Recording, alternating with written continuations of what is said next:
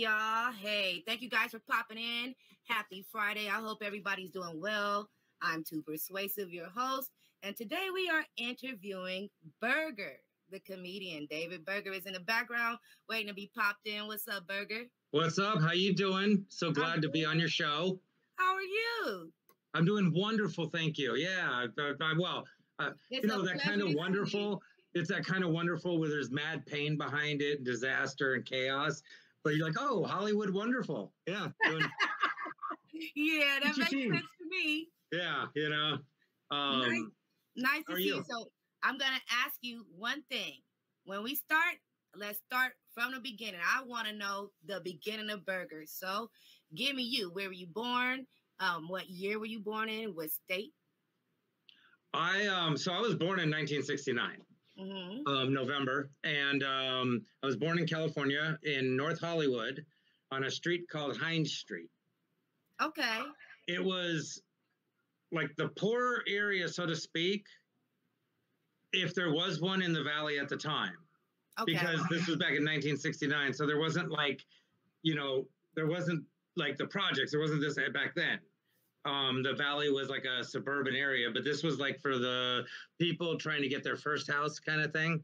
Yeah. And my dad worked for U.S. Tobacco and also sold wigs, traveling salesman back then. Okay. And so he would, be gone all the time. And I only lived there till I was 5. Wow. Yeah. My best memories are Jennifer Dime, who was the neighbor who I had a crush on. Shout out to Jennifer. Yeah, right. Who knows at this point who's alive? But but if she's even somewhat alive, we could still hook Jennifer. And so I remember that, and I remember peeing in the air in the backyard. Why, I don't know. And that's about all I remembered from there. We then moved to Granada Hills. Really nice house, like big 2-story house up in top of Balboa. My mom and dad became like the great parents, like they coached us. We had sleepovers all the time, big birthdays, Christmas, insane.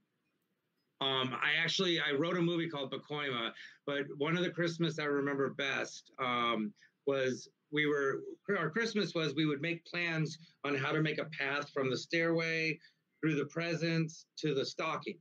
Okay. And we would get so many presents because my parents grew up, both their parents died young. Or both their dads died when they were really young. So they grew up pretty poor. And so they my dad started a company importing tools. And so he was making good money. And that's how we moved to Granada Hills. And so, he was working for a company selling tools, making good money. We moved to Granada Hills. We bought a 2-story house back then for $50,000. It's probably $1 million something now. And so then he started his own tool company, and then he was making really good money.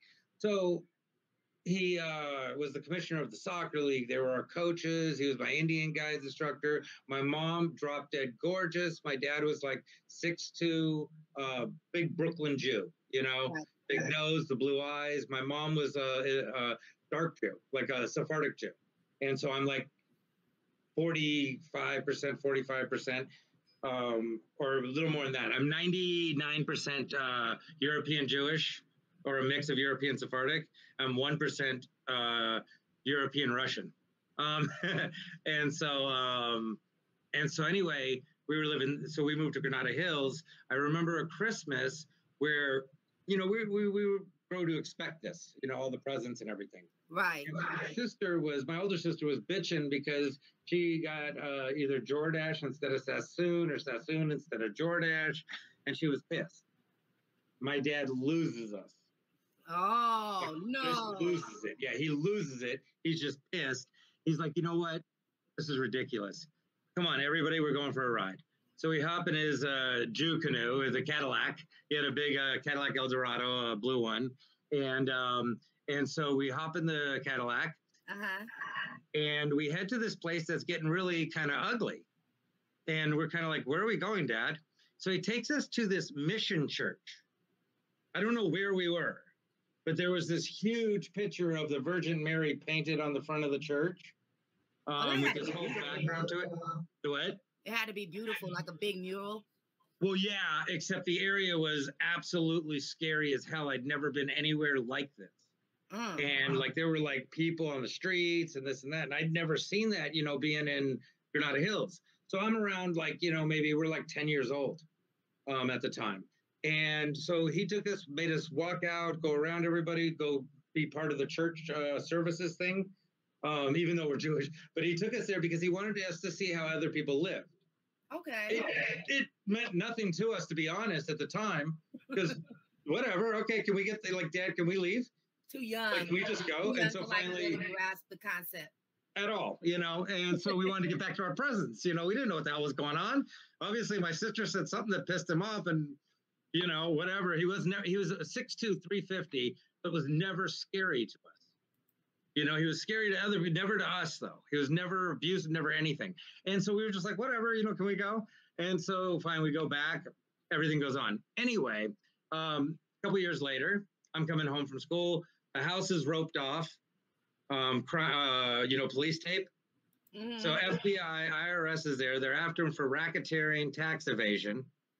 He's taken off. He's gone. He's in the wind. Now, my mom's got to figure out, once they settle everything and let us back in the house, now my mom's got to figure out how she's going to pay for this house. Because he'd already now mortgaged it, done all this stuff. They were seizing the house. There was no way we could keep it. So they're taking the house, all this stuff. We have like a couple months to get out. My mom all of a sudden is going on welfare. And I like that. Thank you, Sean. And so anyway, so my mom is on welfare, and we'd never, you know, that was back when they were the stamps, and we'd never been on anything. She was so, you know, embarrassed and everything. Well, my dad's gone. They get a divorce. We moved to a place in Van Nuys. Oh, and we're only there for a minute. My mom hooks up with this guy because she was dating different guys, but then she hooks up with this one guy who was absolute white trash, total like racist, chauvinist, and like we're all Jewish. My whole family is pure, all the way back, everyone. And you know, we're, like I say, we're a mix of African and European Jews. We've never been around people that were racist, chauvinist, things like that. My dad never ever was anything. He never even thought to care. Everyone should just be. You know, and we grew up like around different people because of my dad. He was friends with all, you know, so many different people. We just never thought anything. So we never were brought up with any type of, you know, anything ever going on. And it was, you know, because of my dad. Well, my mom, again, my mom did her best. And it took, I didn't talk to my mom for 15 years. Yeah, we just started talking again. He was born in 1969. Sorry if you didn't miss it at the beginning. Yeah. Oh, cool. Good year. And so I do have a younger brother in Texas, and I have a son who's gorgeous and 19. But anyway, so we're moving, we're Van Nuys, then all of a sudden we're in Pacoima. Mm-hmm. I'm walking home one day from school. First, you know, like the first days I get there. First day I get there, I take the bus, I get robbed by two adults with a knife, take my necklace. I'm scared to death. I'd never been involved in anything like this. Like, I was a rough kid in Granada Hills. You know, I was like trouble. I'd say cuss words. Yeah, I'd say cuss words. Hard until they get to this life. Oh, and then it was like, whoa, I shit my pants. Like, I was like so scared I couldn't even talk. And they just took my necklace. Oh, I was, you know, they were grown men. And so anyway, that happens. I go home. Then the next day I'm coming home the other way. And I'm walking and I look over and I stop and I go, oh, you gotta be fucking kidding me. There's the picture of the fucking Virgin Mary and the church my dad took us to try to make a point, like, and appreciate life, because you don't have to live like this. I'm living a few blocks from this church now. Oh, and I was just like, whoa. I was just like, that's a trip. That'll throw you back. Oh, it was a trip seeing that. I was like, oh my God, I remember this. Like, I even remembered the freeway off ramp because it was weird. It circled around. And I was like, oh my God, I live here now. And so life kind of got crazy from there on, because the choice was either stay inside a lot or not, or fight, you know. And I took to fighting, and and so I got in all kinds of trouble. I got kicked out of school. I originally dropped out of 8th grade. I was on my own at 14. But like I say, my mom, who again I realize now was doing the best she could, and I've forgiven her for everything. But her piece of shit husband was such total white trash. Like he would get hammered drunk. He'd get us stoned and then tell her on us. Yeah, I mean, he used to have a shirt that said "Mustache rides 5 cents." Wore it all the time. Oh, he's a dime dropper, and he started it. Oh, he was out. He was total, and total racist, total chauvinist. Referred to women as chicks or broads. And so me and him used to fight because he would start yelling at my mom, push my mom, stuff like that. And so I'd fight him. But I was like 12 and tiny. Well, this is the beginning, because we all know, you and I both know as well as comedians, that comedy starts from pain. Oh, always. And the root is far back from when you're young. So, and stepdads are the greatest help in painful comedy, I think, throughout the nation. Stepdads have made more comics. And them and stepmothers too. Yeah, well, and see, I had a stepmother who I actually really liked. We got along fantastic. She wasn't even that much older than me. But she was like really pretty, really cool. She was a super person. When my dad died, which I'll get to, is she disappeared real quick. So no, she didn't do it. She disappeared for her safety, apparently. So the deal is, so this guy, is just always like starting fights with me. So then my dad, what he would do is he would move around and do these different like hustles now because he was wanted. So he would do hustles and make like quick, big money doing different things. Like he'd multi-rent houses. Like he'd rent a house, like a mini mansion. Then he'd rent it for a really good price, like 30 times for a month or two from then. By the time the people show up, we're gone. We're into another state or whatever. And he's walking with like, $50,000 to $100,000.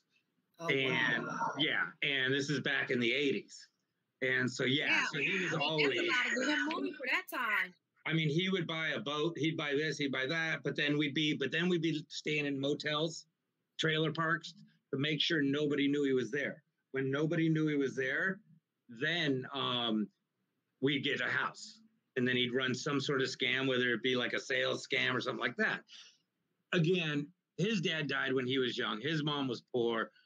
Him and his twin brother had to hustle like crazy just to make ends meet. And so it's not an excuse, but they were a product of their life. Yeah. And, and he learned to hustle. He went to Fairfax High School, but was poor. But because my grandma wanted him to go to a school where a lot of Jewish people were back in the 50s. He went there with all these rich people, like famous people now.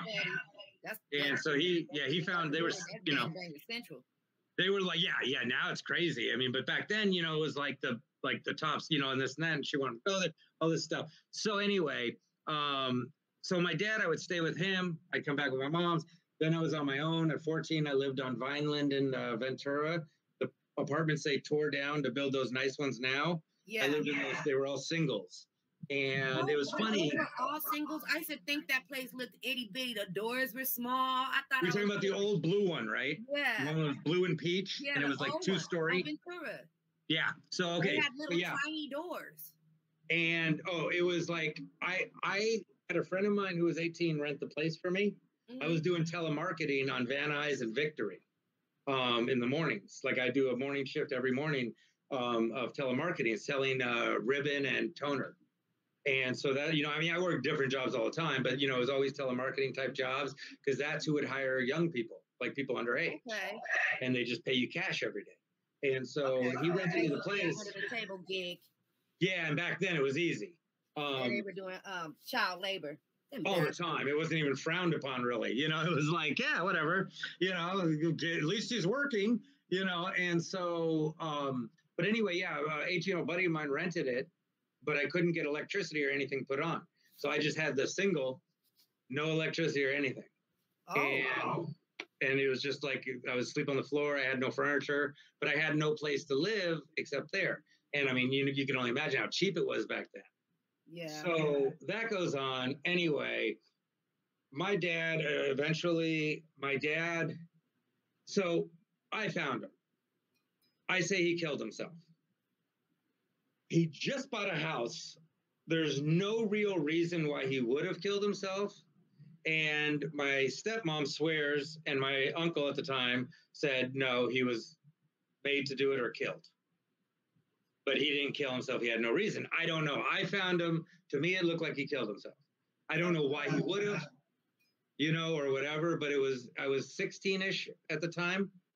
And I know that was a long time ago, and I'm sorry you had to find him like that. I'm sorry about that. It was wild because he had shot himself through his head. So yeah, and he was like my best friend in the world. Like he was the person who, my dad made me know I was safe in this world because I had him.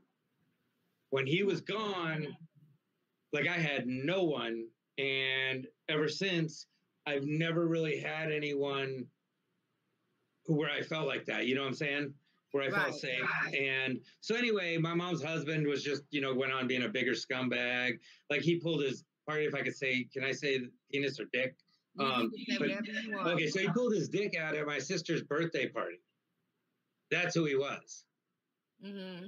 And so whatever. So we went through all that with him. And like I say, I have forgiven my mom and everything because I understand with everything she dealt with in life and everything else, as beautiful as she was, as many guys actually liked her, she had no self-confidence or anything. I didn't realize all this until much, much later. I mean, again, with my kids, if someone said boo to them, they were gone. Like that quick. But she didn't have that type of confidence, and she didn't fail on us. She made bad choices with who she was with. She made bad choices many times in life, like, throughout that time after that, because we went from a perfect life, like unbelievably Beavers, the Leave It to Beaver life. Oh, you were the Beavers. Oh, yeah. To this drunk guy, to this drunk white trash guy, and just causing chaos all the time, and just this nightmare life we'd never been a part of. All of a sudden, everything in our life was, even our relatives stopped coming over for holidays because of him. And we used to have like big Christmases. All the Jewish people in my family, they didn't want to be around him because he was just an ass. Like everyone couldn't stand it. I'm going to reply to that comment that I deleted. Oh, what was it? I didn't see it. I'm sorry. No, I got rid of it real quick. I'm going to reply to that comment. I don't know where my moderator is. There we go. We got a suspicious link in the chat. Now, listen, guys, I do not pay my guests. They're like, how much did you pay Burger to be here? I do not pay my guests. No. It was hard for me to get this interview. I'm very much so honored because I ain't got no money to pay my damn guest. You would never need to pay me. He's a beautiful spirit, and I've been in talks with agents and managers since midnight last night, all morning, all day. I did this. I didn't pay for nothing, y'all. When they say the word queen, you are a true queen, and I'm honored to be here. Thank you, honestly. Burger. You are definitely a leader. You're such a strong human, and yeah, no, I'm thrilled you asked me, and thank you. And I love the show. So okay, so I'm doing whatever. He's the piece of blah blah. We go back and forth. I'm kicked out. I'm living there. I'm living here. Then my dad's gone. Then I'm just out on my own. And I'm trying to figure things out. I'm a high school dropout. All this stuff. I'm working at Coco's, and on my last day at Coco's, my first wife asks me out. And so we ended up going out and ended up getting married. But so I was married to her from that point on. Well, she was brilliant, like just absolutely a together, incredibly intelligent person, real good person, never did drugs, never, nothing, just really good. I mean, she had her own issues in life or whatever with her parents, but her parents are still married. I mean, they're married like 60 years now, I think, or 50 years, something like crazy, right? Oh, that's beautiful. Yeah. And her mom's fantastic. Her dad, her mom, fantastic. And she has a big family. So anyway, so I have this big family now, and all this stuff. So whatever, I don't care that I'm not talking to my mom and stuff like that because of her husband and whatever. And so I'm going through all this, and we're together. I'm huge by this time. I started working out after my dad was gone. And I went from being like 112 pounds to 206 pounds. And so I was like, work out all the time. And I would work at a place called Imperial Health Spa on Woodman and Chase. And it was basically cops, gang members, and drug dealers. And what I did was I would bring steroids. I would go down to Mexico and get steroids. Well, I never did that, but hypothetically, I would go down to Mexico and bring steroids back when you could get them for like $25 there, sell them here, the same bottle for $2.50. Damn. And, yeah, and then I was, because you know how everybody you talk to, they're like, yeah, I used to deal kilos, boatloads. Like I used to literally sell to Noriega, man. Yeah. And you're like, really? Because we're hanging out at the bus stop, bro. I don't think, like, even if a lot of things went wrong, we wouldn't both be at the bus stop if that was your previous life. Like, I dealt the smallest amounts of cocaine and rock ever, and I sucked. I was the worst drug dealer ever. Me too. I wouldn't beat people up. I'd try and like Jewish guilt them into pain. Because I didn't want to be like that. Like, come on, man. Like, how am I going to get more stuff? That's hilarious. This is horrible, you know? I mean, what are you doing to me? What am I going to do? I can't even tithe. This is horrible, you know? And, sometimes, at work. But I was just talking to an old friend of mine. He's like, yeah, you were like the worst drug dealer ever. I go, I know. I sucked at it because that wasn't in my heart at all. But steroids, where you were dealing with different people that, they just, you pay them, it was real quick, easy, and this and that. And so I was, I would do that shit, working out all the time. I have a half brother and a half sister now. My half brother's like 5. I was always in his life. Yeah, I mean, we were always together. This was back then. Yeah. And then my half sister was like 2.5 at the time. And so I had taken my brother, or we were hanging out all day. I had given him a step haircut. Remember the old step haircut? Yeah. So he wanted one, so I gave it to him. I shaved the back, did the whole thing. Anyhow, I take him because my mom had then started a business with this guy, because her husband's dad, who was cool as hell, this guy, Ed Scourin, owns like a ton of Arrowhead. Okay. He's got money, right? And but his son is just like a trash dude. And like his dad and him didn't ever get along. And so anyway, I love his dad. His dad's like the coolest step grandfather ever, right? And so, anyway, my mom and him started a mailing business. And it was doing well. So anyway, they had a place off of Bel Air and Sherman Way. Okay. A business over there.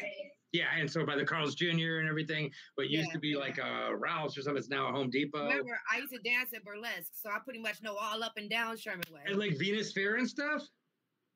My sister danced at Venus Fair. Got to make money, right? I mean, money's money.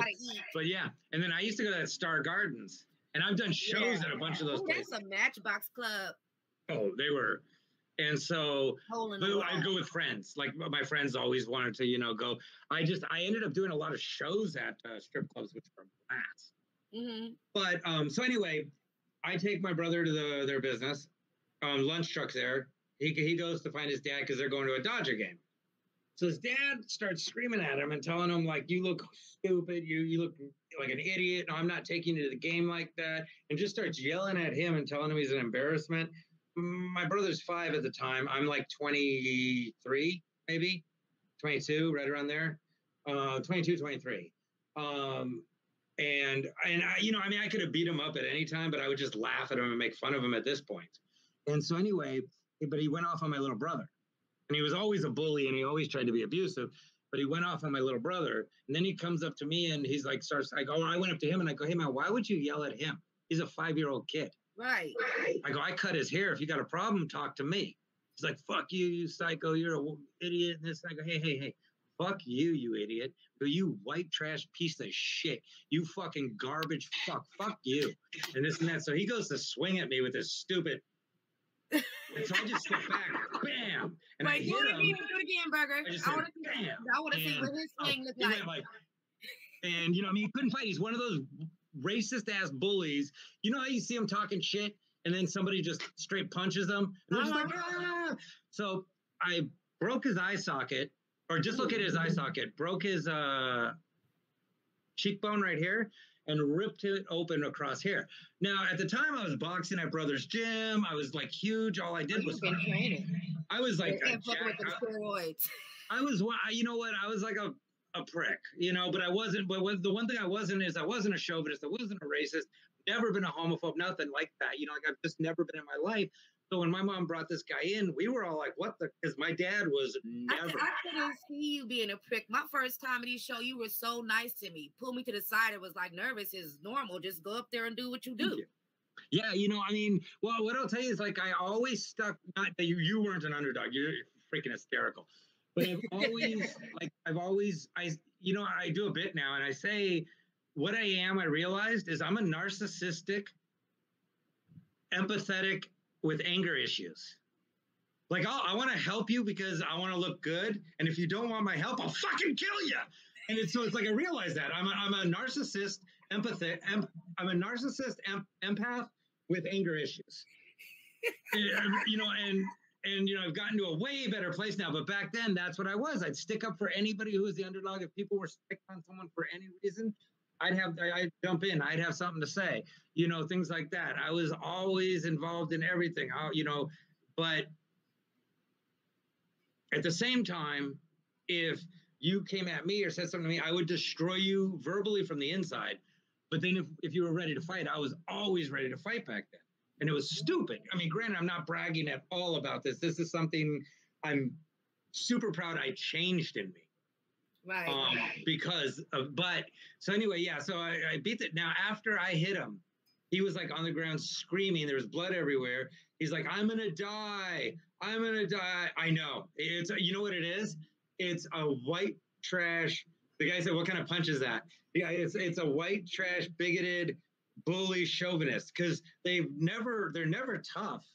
And I would say, you know, it's because he had a little dick, but he's pulled his dick out so many times, it's huge. We all, I mean, it wasn't, you know, I can't even call him a. He had no reason to be mad. He had no reason to be mad. You know, he had a big dick. What? Calm down, bro. Like, why are you so unhappy, man? But, you know, apparently his dad used to beat the shit out of him. And his mom was a total alcoholic, like whack. And so, you know, he had his upbringing, but not my problem. You know, it wasn't my dad or anything. It wasn't my blood. And so anyway, yeah. So after that, he never said shit, never touched my mom again, never did anything again. But it created so much chaos, and my family was like being neutral, and that really pissed me off. And then they did something to really piss off my wife at the time. And so I just stopped talking to all of them eventually, which I regret because we all are who we are. Right. You know, and we're fallible. And I always saw myself as the kind of person who sticks up for everyone, who does it. I didn't see myself as the guy who does that when I choose to, and I'm a dick when I choose to. I didn't look at it that way. I'm going to talk my avatar on for a second. Just talk my avatar. I'm right here. I'm right here. So I never saw it like that. What I saw was that my good balanced out my bad. My good made up for all my no. And a therapist, a really good therapist I have right now, woke me up to that. He goes, no, they're two separate things. The bad stuff you do is bad stuff. The good stuff you do is good stuff. Neither washes or balances each other. If you want to be a good person, stop doing the bad stuff. But you can't balance. And I thought that's brilliant. Yeah, no, you're right. It doesn't balance. If I'm acting like an asshole here or doing this shit here, just because I help a ton of kids or I've helped a lot of comedy or I've done this, it doesn't make it okay for me to do the anger stuff or the. It definitely doesn't. Yeah. You are absolutely correct about that.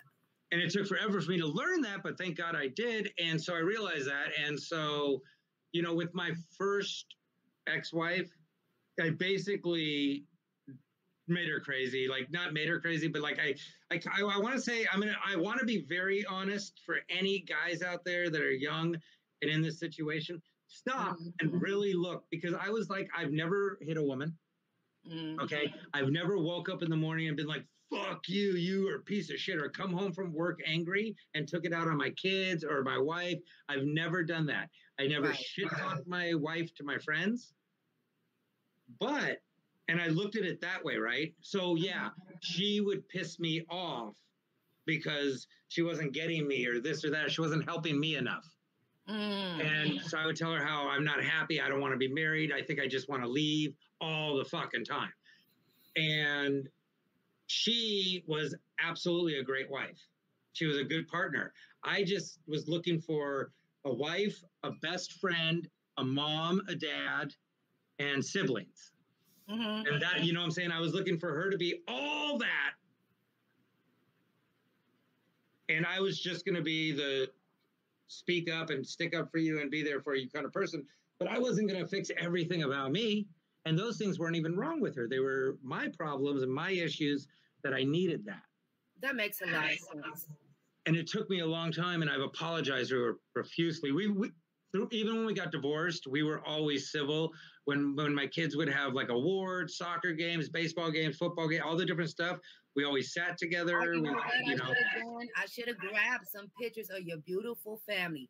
Burger has a beautiful family, y'all. And well, now it's just me and my three kids. Thing, but Burger loves black women. His kids are black. My youngest daughter is. My older two, here, I'll do this.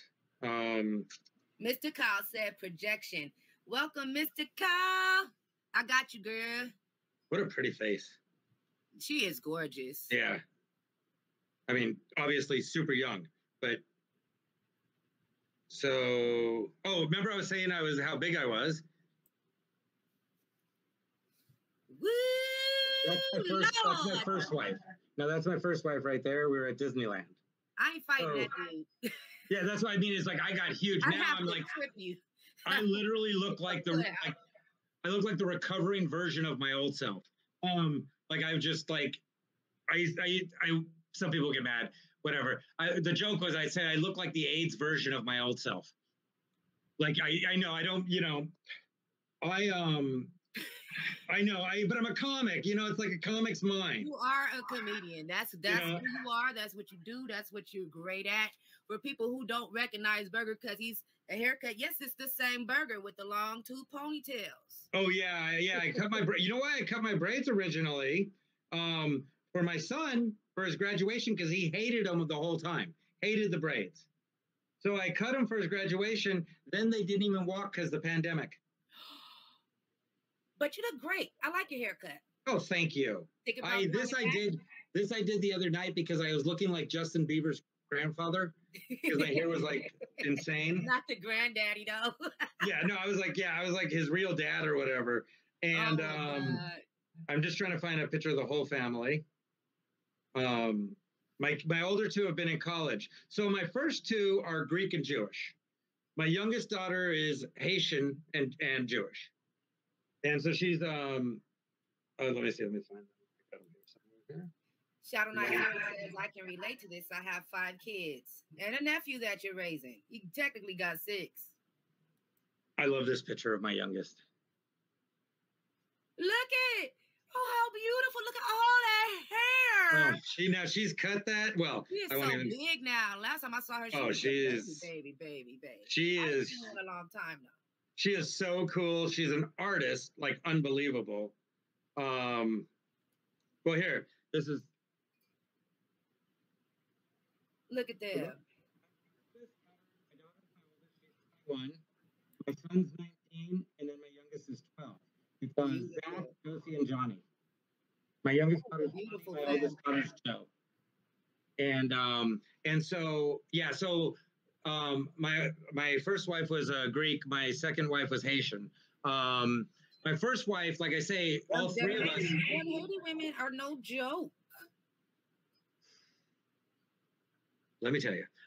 You know what was funny? My grandma, who was my life, my grandma Elizabeth, my grandma Romula and my grandma Elizabeth, both great. My grandma Elizabeth was the greatest grandma of all time. She was super grandma, Yahtzee, bowling, trips, walks, everything, making food, you name it. She was just the best ever. Taught us how to play poker. I've had 2 of those. Both of my grandmothers were like that. And she tells me one time, she was Jewish, like a European Jewish, with Romanian. And so she tells me one time, she was like, David, let me just, David, can I ask you a question? She goes, do you at least know any white girls? And she didn't even mean it bad, but because they wanted me to date a Jewish girl, I didn't. It wasn't against them. We lived in Pacoima. You know what I'm saying? I mean, you're going to date the women you're around. And so she said that, she goes, David, because my girlfriends were always like either Latin or Black. But again, it's like my second ex said to me one time, she goes, well, do you have a thing for Black women? I go, no, I have a thing for women. I don't care the color, shape, size, whatever they come in. Anything. You just fall in love with who you fall in love with. Who I fall in love with, I go, now, do I have a type of woman that kind of like in each race that does do it for me? Yeah, and it's kind of weird. Like I like white trashy women. I like cholas. Like my huge turn on is the white trash girl with the Vans, the jeans on and a flannel, right? Hair just straight, no makeup, but looks like, and always looks kind of mad, and always looks like Sissy Spacek when she's playing in Coal Miner's Daughter. Like that's my, only trashier or more trailer parky. With Latin women, I like cholas. I used to date a girl, Gabby, who wore the black eyeliner under her eyes. You up, Burger. They will. That's why I say I've never hit a woman. I've been hit a few times. My dad came back from the dead. If I ever hit a woman, my dad would come back from the dead. And damn cholas. My dad was like, your ass. And you look up, you got 18 brothers, 20 cousins. Everybody would heat outside on a lowrider. Right? After she done whooped your ass. I went out with a girl who was Colombian, and I brought her back really late because we got caught up at Chatsworth Mountains, and she was drunk. And so I brought her back. She's like throwing up. Her Colombian mom and everything are flipping out. I take her in the house and I just leave, right? Because they're yelling at me. So I just bail. I fucking, and I'll go back to so real quick with Black women, I like the Black women with the huge hoop earrings, flip-flops, jeans, and a small shirt. Hey. I mean, I love that. It was always, but it's who I grew up around, and and that's why I say, yeah. I mean, wait, hold on, wait. I gotta do my hoochie mama dance. You didn't tell me you had a crush on me. Crush on me? Well, you're beautiful, but now my second ex-wife was 6 feet tall, 125 pounds with long dreads. So, but she was gorgeous to me. It's just I told her, you're not my type of Black woman that I'm generally attracted to, but you're obviously, you're gorgeous, Oh, so I dropped the girl off. Her mom and grandma are yelling at me in Spanish. I speak Spanish. I understand what they're saying, but they're Colombian, so I'm missing a bunch of words. And so then I get home. The next day, her mom calls me up and she's like, you know what, you fucked up and all this stuff and all, you know what we're gonna, you know what we are, we're Colombian and you know what that means. And I go, lady, I'm Jewish and you know what that means. You're lucky I don't make you pay me back for the beer your daughter drank. My sisters and my mom look at me and they go, what the fuck are you doing? So yeah, my mom gets on the phone. My mom's like, bitch, if you come anywhere near my kid, and this and that, and then nothing ever happened. They ended up shipping the poor girl back to Colombia. And, I knew her from school and I ran into her years later. She was not all happy with me. And I'm like, look, I told you not to drink. What's funny is we were messing around, quick side story, and guys remember this. We were messing around and we were going to do something. And I'm like, wait a second, are you a virgin? And she goes, yeah. And she was drunk as shit. And I go, okay, we're done. And that's when I was going to take her home and we couldn't get down. I'm not perfect, by the way. Don't get me wrong. I've been in trains, gangbangs, and everything else. I went down. I used to go to undergrounds. We used to go to the original raves down in LA. Okay. So I've even told my kids, like, if someone shows up being like, hey, you're my dad, probably. I never ditched, I've never hid from a kid. I've never denied a kid. I've never denied a kid or anything. I've had a girl come up and say, she might be my kid. We got tested and everything. I was kind of bummed because she wasn't. I was going to be like an instant grandfather. It wasn't even that long ago. Well, it's funny because my second ex was telling my daughter that I lied. I'm not Jewish. And I'm like, and then I had to get a DNA test because of the girl. And so we did it through a lab and through Ancestry just to have two of them. And it came back 99% Jewish. Like I'm more Jewish than any Jew out there. There's like you only have 1% to be more of a Jew than me. And so it was, hysterical. And so anyway, so going back to, so I had my type, like even Asian girls, I like the angry ones that look like they'll rip your face off. you know, and that was just, I like strong, aggressive women. I always Wait, have. this comment.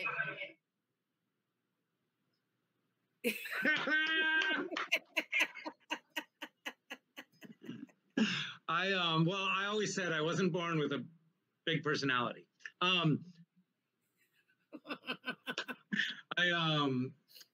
You know, it's funny. My ex, I shouldn't even say this. My ex, when she got mad at me, my second one, we had done a joking video back and forth, and she posted it on Pornhub. And yeah, that's a crime. Not cool. Yeah, it wasn't cool. I believe I've gotten it taken down, pretty sure. But yeah. So anyway, does she know who you are? Like, people know you. That's whoa. It wasn't, well, especially I had my braids back then. And wait a minute. You know, I remember because it was sent to me and I didn't watch it. And I was like, Burger, what the fuck? Remember, I messaged you like, what the fuck, Burger? Yeah, not from me. Not something. It was some lady trying to message me and I was ignoring her. And then I got that shit in my inbox and I was like, what the fuck? She's like, who are you to him? I remember that shit now. That's when it was going around. And what, like, a lot of people don't understand is a lot of the posts people got mad at was her also going on my Facebook when we were married. I didn't even know she was doing this. She would write posts because she didn't have a Facebook. She didn't want a Facebook. And I would tell her all the time, get your own fucking media. She wrote one time, thank God I'm white, in response to a thing, a story about this. So whatever went on, I don't even know exactly what it was. And I go, why the fuck would she? Goes, it was just being funny. I go, that's not funny. I go, not at all funny. And I took it down, but it was like, oh my God. But a friend of mine had to tell me, bro, what the fuck are you doing? And I go, what the fuck are you talking about? Oh, there was a lot of things that I didn't even know about. I mean, like, this is my second ex. Let me just say, in her defense, she was a crack baby. Her mom took her on crack runs. Her dad was never part of her life. She was a hell of a lot younger than me. So I wasn't looking at the whole picture. I do a joke. I always say, like, my wife. Second Facebook page because of her. Oh, yeah. I mean, I had so many people that cut me off on different things. I thought it was because of me just calling out the political stuff that I thought, because I don't care. I don't believe any side. I don't think any politicians are good, period. Well, them podcasts were a bomb. I used to watch that and call in sometimes, remember? I was just issue by issue. So I didn't realize, like, I mean, you know, I didn't realize what had been said about me by her, by other people had put out things that I'm a deadbeat dad when I had my kids full time. I mean, all these things went around. I never knew about them. I was banned in like multiple clubs because they were sent letters that I'm this person. And I'm like, oh my God, not even from her. This was when I was with her. Blacklist Burger. Oh, I got so shadow banned and everything. But again, it was people being mad about things because she was totally into George Norrie and conspiracies and all this stuff. She, you know, yeah. And she would post this stuff and I never saw it because it didn't, you know, I wasn't looking. I would post my podcast. I do my podcasts. I'd post. Yeah. I was just like the worst. And so anyway, yeah, I mean, she would do crazy stuff.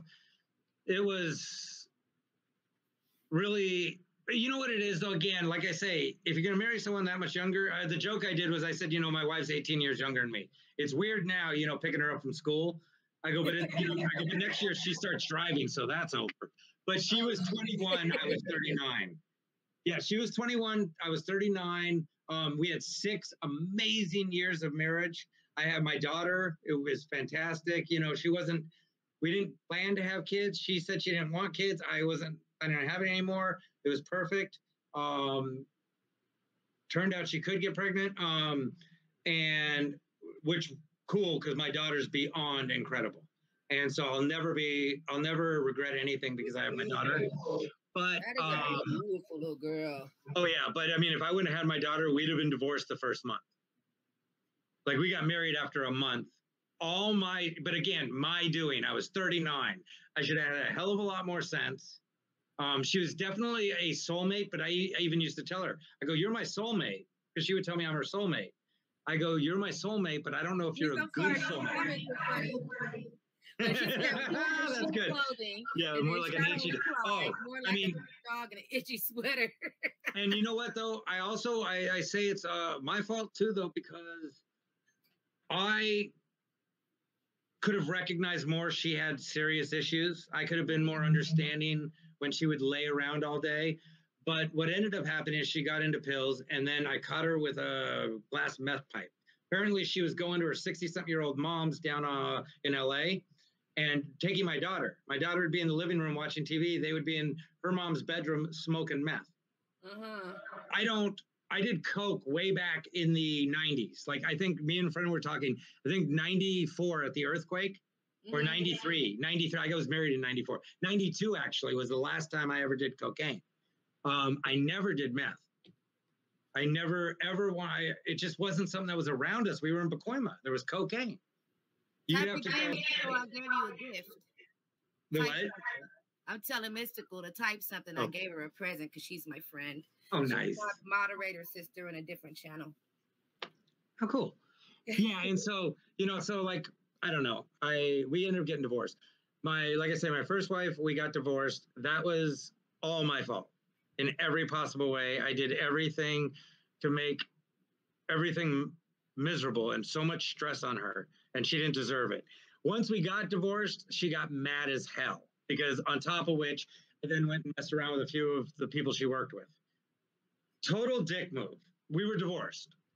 But even during the marriage, she let me start messing around. So again, let me just say, I was a narcissistic dickhead. I always thought, because I never hit her, I never, screamed at her or anything. I always backed her up. I always had her back, always protected her. It doesn't make up for being a horrible asshole when I wanted to be an asshole, or when I was pissed, or I didn't want to work at a job anymore. And she had to work at it. I didn't want to do this. I didn't want to do that. I was hustling all the time, doing, trying to figure out, do this, do that. And, I think my payback was my second wife, because she would lay around, drink,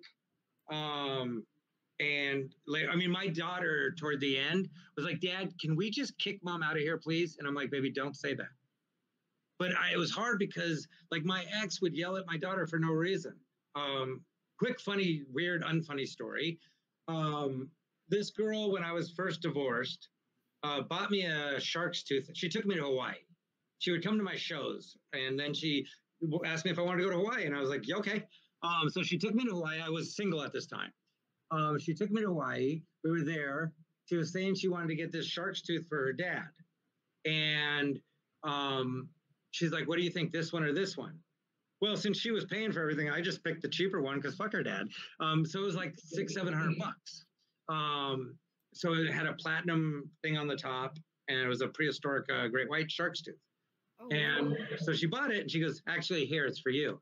I go, oh, wow, thank you. Oh, my God, thank you so much. Anyway, I didn't really wear jewelry much, or anything, or a shark's tooth on top of it. So it just sat in a drawer forever. Well, what was I going to say? My ex calls me at work. I was teaching. She calls me, and she goes, okay, when we were still married.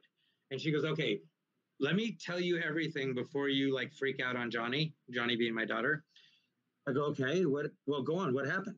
She goes, okay, just stay calm. She goes, Johnny lost your shark's tooth. Oh. I go, okay, well, where? Like, well, why was she playing with my shark's tooth? She goes, well, I gave it to her to take to school for show and tell.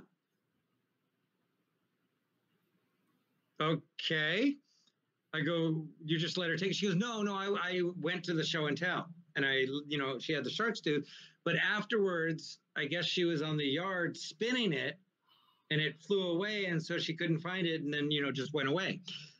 I go, but where were you? She goes, well, I had left. I go, and any reason you didn't take the shark's tooth?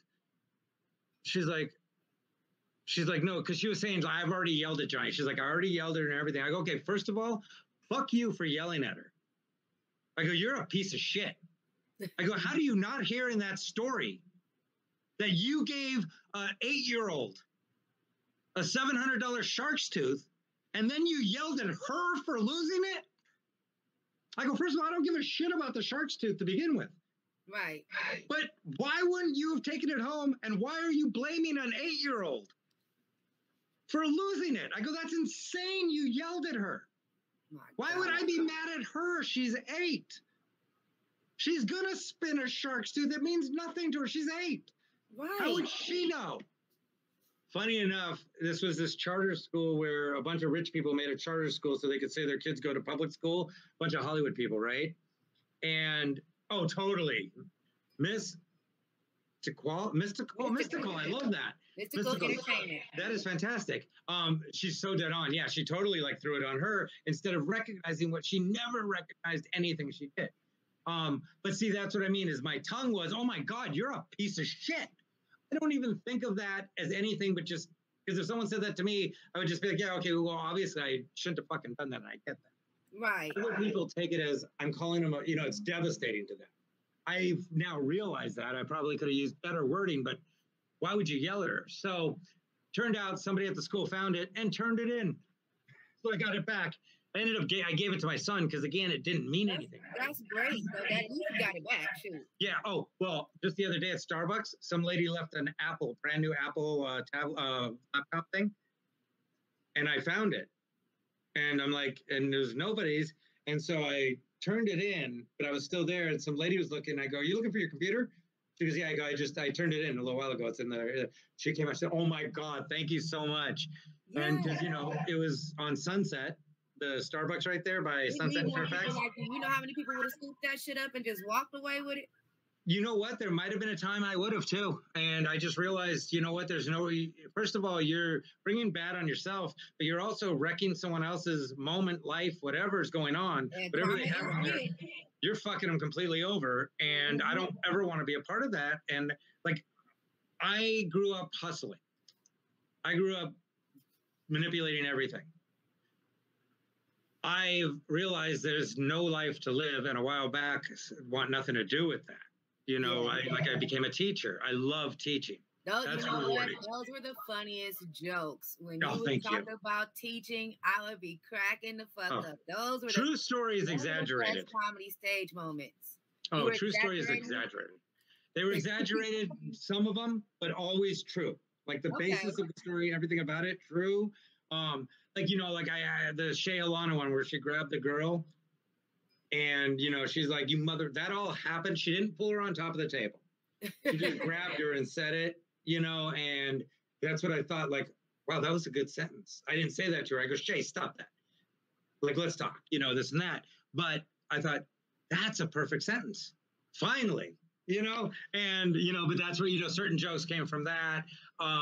There were teachers that were high all the time. That's where the thing was, is I would take the kid and I'm not even gonna lie. I would smoke. I would wake and bake, and so I'd be in there red-eyed. Kids would be in there red-eyed. And that's what I'd say is if a kid was stoned, I'd be like, I got a test. They're like, test. Yeah. I'd take them to the back mirror and be like, boom, if their eyes look like mine, busted, they're stoned.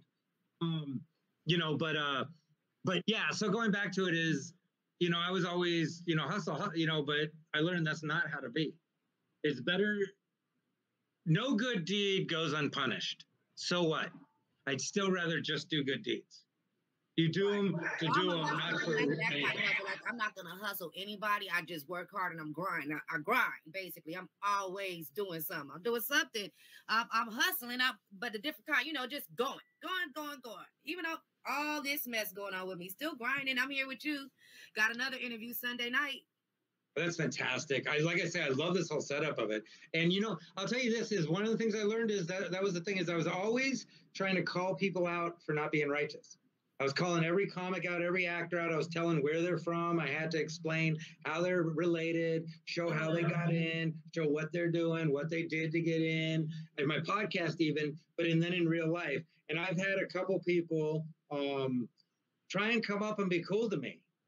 And I'm like, fuck you, you're a piece of shit. And that was me. Like, you ain't shit, you're an asshole, fuck you, you're this and that. And, but to famous people. I called a famous guy out for messing with young guys, not underage, but 18-year-old comics. He would hit on them and mess with them. He was married and everything else, real famous. I called him out publicly on stage. Boom, in a joke I made out of it. Everyone was laughing. The guy used to call me his favorite teacher. I had no reason to do that, man. But I just felt like I had to be Robin Hood when no one needed Robin Hood. I had to call out everyone. I had to call out, a lot of people I called out, I was right about, and it's shown. There's especially one guy I was calling out nonstop. Well, then he got called out for doing everything I said, and people would write me shit going, "You're jealous." It wasn't about being jealous. It was what he was doing. But then I realized, why is it on me to call him out? There's people that call my life out. Like, I need to fix my own life and shut the fuck up about everyone. I had Ian Edwards, if you remember, Ian Edwards? I had him literally stop me on, and I thought he was a douche for doing this. I now realize he was beyond a great human for trying to do this. And he saw what I wasn't seeing. And, and so he'd already been on the Boondocks, he'd already been on different shows, and he liked me. He was always a great guy. And he stopped me on Franklin and Cahuenga by Solar de Cahuenga. Mm-hmm. And he stops me there, gets out of his car, comes up to me. He goes, "Burger," he goes, "you got to stop calling everyone out. You got to stop doing that, dude." He goes, "You're fucking hysterical and you are killing your career. You're calling people out who could stop you from ever getting booked." And I'm like, I don't give a fuck. I'm going to call people out. And,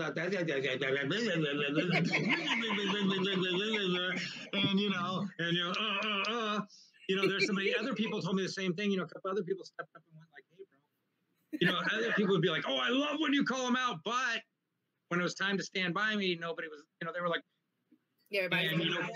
these people came straight up to me. Ian Edwards was one of the biggest that was like, "Dude, stop it. You can have a great career and you're ruining it." And I did. I totally got myself, like, I called all these people out, and what I called them out on, I knew to be true. Right. So it wasn't rumors. I would go through exactly what went down. So I was destroying or bringing up something that could be destructive to them. Well, I just started getting shut down, and my show went from like 15,000, 10,000 live views to like a few hundred, and nobody was getting it, and it wasn't being shown anywhere on feeds. It was being cut down and shut down and blocked all the time. Well, Shadow, you're right to a point. I shouldn't have been holding any of them responsible. What I should have been doing is honestly minding my own business, unless they were hurting children or raping women. But see, I mean, I specifically, a woman asked me about a person, and I said they're an absolute attacker. They're a total perv. They're only going to say they're going to help you because they want to get with you. The girl went back and told them I said that. So then the girl ended up still hanging out with them, the person, because they were on TV. Right. But ruined me with them when I was trying to protect this girl. I was like, don't bring me up. Don't, like, I'm telling you this, I've done shows, I've seen what this dude does. Yeah. He's horrible. And I told other women, and they just stayed away from him. But this one felt she needed to tell him what I said. And then I was cut off from working with him. I had other things where it was mostly me doing it, calling people out, this and that. And, it got me cut off. I mean, I got put on the wall by Mitzi in 2008. And then I felt necessary to go off on Pauly Shore. Well, I used to watch Pauly Shore back in like 87, 88, like in those times, 89. I used to go to the Comedy Store underage with a buddy and a fake ID. I'm here. I got you. And I would go to the Comedy Store with a fake ID. We used to see J.J. Walker, Skip Stevenson, Wild Willie Parsons, all the old timers. Richard Pryor would be there, Sam Kinison. All these people would, be in and out of there and this and that. And we used to go. I never even thought of being a comic.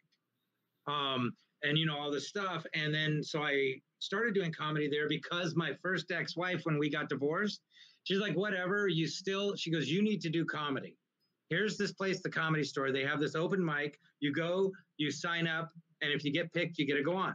Well, first time I went, I got picked, and it went pretty good. Second time I went, I picked a number, because you used to have to pick a number out of the bucket. Mm-hmm. And then once you get to know everyone, the bucket tilts towards you, and you get to pick a number, because you either got a blank or a number. And whatever number you got, that's when you went up. If you got a blank, try next week. Yep. And so after you knew everybody, like Jimmy, you remember, I don't know if you went to Jimmy Pidd and all them, PJ. KD Brown. If you remember KD Brown, who I want to say right now, KD Brown saved a bunch of people's lives at Bally's Casino by jumping on a gunman Oh, Jesus. No plaque, no nothing, no mention ever of how heroic this guy was in what he did. It bothered. I to this day will still write to people trying to get some recognition. Bally's Casino needs to put a picture of him up, a plaque. It was when the gunman was in Bally's Casino and started shooting, and the gunman died, and the one guy died. Right. Mm-hmm. The one guy was K.D. Brown, Comedy Store comic. They didn't even do a rest in peace for him. Oh, that is. But I mean, he got nothing. He got nothing, and he was such a great guy. I mean, a lot of us comics did memorials for him and things like that. But yeah, I mean, just not cool, man. He was a really great guy. Anyway, that said, yeah. So I went to the Comedy Store, got up, second time, got up, and after a while, got to know him. You get picked. Then I started working there as a door guy. Then I was seating, and when you get to seat the main room, that's where you actually make really good money selling booths. Because when you're seating people, you go, "Hey, I got you guys over here. I can seat you. We have booths for $50, $75 if you want a booth." And it wasn't really, you weren't really allowed to, but they didn't stop you. Sam Kinnison's the one who started doing it. Wow. And it just caught on. Yeah. It just caught on, and so we would sell booths. I'm gonna thank him on his channel for jumping on the lives, they're saving the lives of people by jumping on the gunman and losing his own life, being a hero. Oh yeah. The audacity of some people that don't acknowledge the motherfuckers that really saved a lot of people. They probably saved that business too. Oh yeah, and I mean, I'll tell you this, and it's Bally's Casino. I mean, they could have done something for his mom or something. Huge. Yeah, they could have done something for his mom or something. And the funny fact is, he's from originally, I believe, if I'm correct, this many years ago, but I believe he's originally from South Central. He really grew up in the real life. You can always tell the real, because they never ever looked like they did. He his whole thing was being a Republican black man. And yeah, he was like ridiculous that way. He would joke around that way and do crazy things. But he actually grew up in the real South Central life.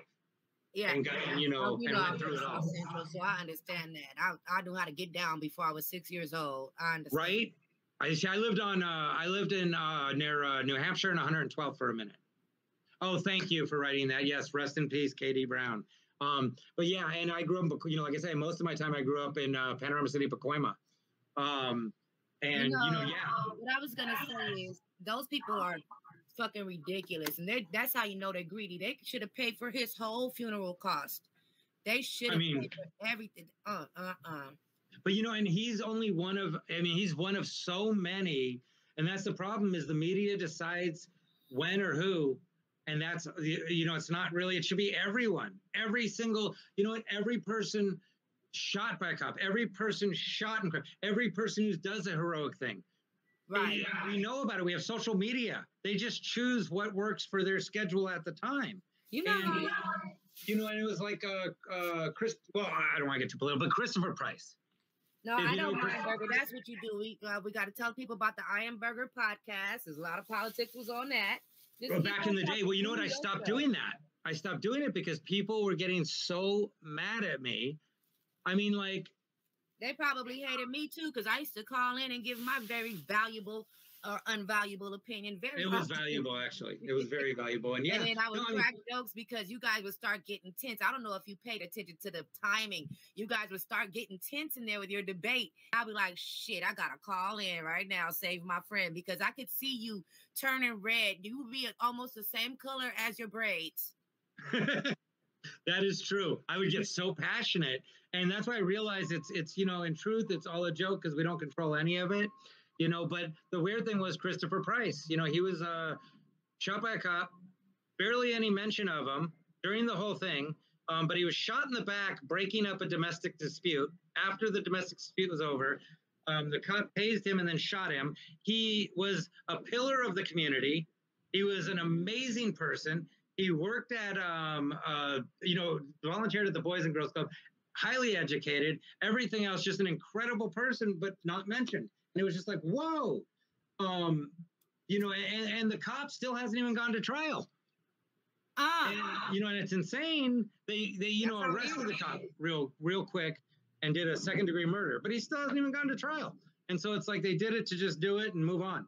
It was like, whoa. And the whole community was in an outrage. Like everybody was like, what the hell? And we didn't really, a lot of people don't even know who he is. And if you get a chance, look him up, you know, make sure his life gets mentioned, because this was a pillar of the community. We got this on camera. It was Bally's Casino. In case anybody wants to like and share these videos, make sure KD Brown. you tell KD Brown. F Bally's Casino in your captions. or Bally's Casino, do the right thing. Because that's the one thing I've been really working on. Because that's the one thing I don't attack. Like nowadays, I don't go after anyone. I don't fight with anyone. I don't argue anymore. It's not helpful.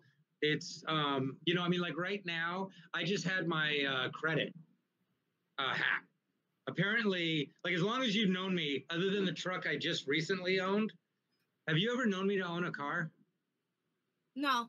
I've never, right. But apparently I bought a car a few years back, and it's a charge off on my credit. I've seen you get out of the back of some nice ass things. A girl had questions at one point, like, how the fuck you get here? How did you get this? When I had my motorcycle. Car services, this is, well, I remember the motorcycle, but I've seen you get out of the back of the ride, man. We stop in the parking lot, like, wait, I'm not going home, burger here. Like, I got to turn around, get my bag. Wait a minute. Yeah, no, I mean, you know, I always would, you know, get around, but I didn't own cars because of the parking. Oh, I love that. Thank you. Thank you. That's me. Beautiful. Oh, that's fantastic. You roll. Oh, I should do something. I'm an idiot. I'm just sitting here talking. You're not an idiot. I'm that person not doing shit. No, you good. That's what you're supposed to do. You were the guest. But yeah, and so my credit got messed up. I didn't even know I had bad credit. So I'm trying to move to Santa Clarita. By the way, if anyone has a place in Santa Clarita, money isn't my problem. My problem is my credit is now crap, and I didn't know it because I don't use credit. And so I'm fighting the things now and getting them slowly removed, but it's going to take a while. And I gave notice at my place, and my daughter's already started school up there. And so now I'm like, and so nobody will rent to me, even though I'm like, I'll pay like 6 months in advance. Like I'll do all these things. They're like, no, your credit. I'm like, are you, like, it wasn't even me. We know people get their credit screwed up all the time. Why are you acting like this doesn't happen? You know, and it's like, you know, I was saying, you always see the posters like help teachers. Teachers, you know, teachers are great. Then you also see, you know, Black Lives Matter. We have to help young Black kids and this and that. Well, I'm a teacher with a half Jewish, half Black kid, and there hasn't been a drop of help to get me a house, you know, to get me some help in that way. And like I say, I'm not asking for money. But if anyone does know, by the way, on a more, you do know anyone in Santa Clarita Valley that has a condo, apartment, house for rent, looking about $2,500 or less, 1 or 2 bedrooms at this point, fine, and whatever. But anyway, that aside, let me do the Bally's.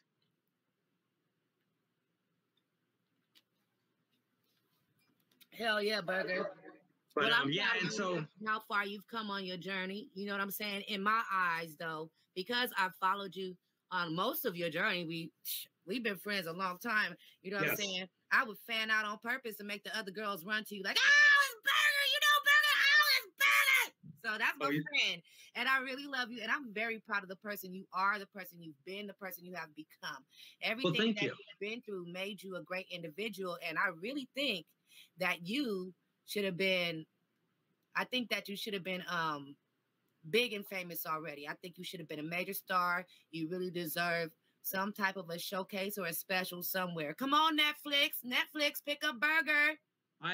Well, I mean, like I say, I did it. I'm gonna 100% honest, is I did this to myself. People wanted to help me. I mean, Bobby Lee was offering me help. All these people wanted to take me on the road, wanted to do this, wanted to do that. I had to call them out. I had to stop them from being wrong. I had to call them out for the things they'd say, for the way they'd act.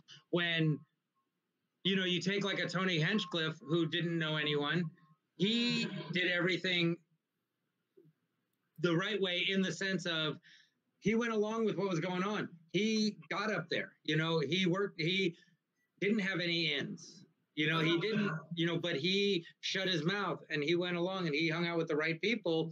You know, besides people like you and a bunch of other people that are, you know, like Talmo, rest in peace, Jonathan David, people like that, you know, really good people, Adam Fernberg, I always say his name wrong, Adam Fernberg, people like that, you know, just that have been there and been amazing, like that.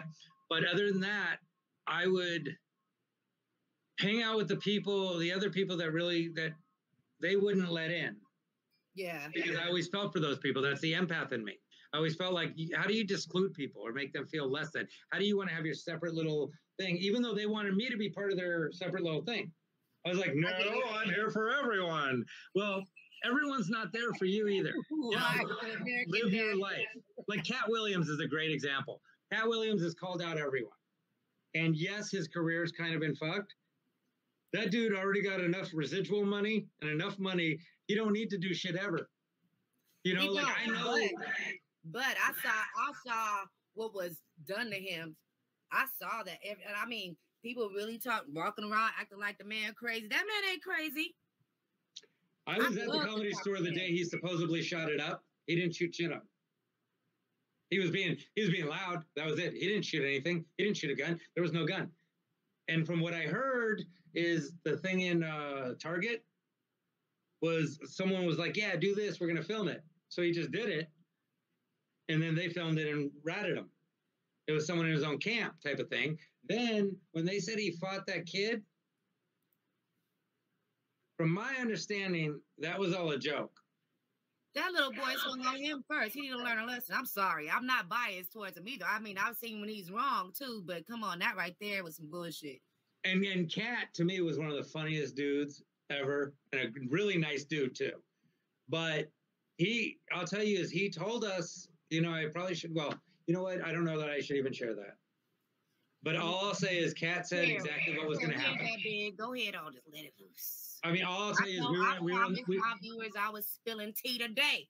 We were on the group. We were in a big group at the Comedy Store, and he basically said what was going to happen because he wouldn't do a certain thing. So he said he wouldn't do a certain thing that they were trying to do to black men. He wouldn't be a part of it. He wouldn't do it. He wasn't wearing that damn dress. He was not putting on that goddamn dress.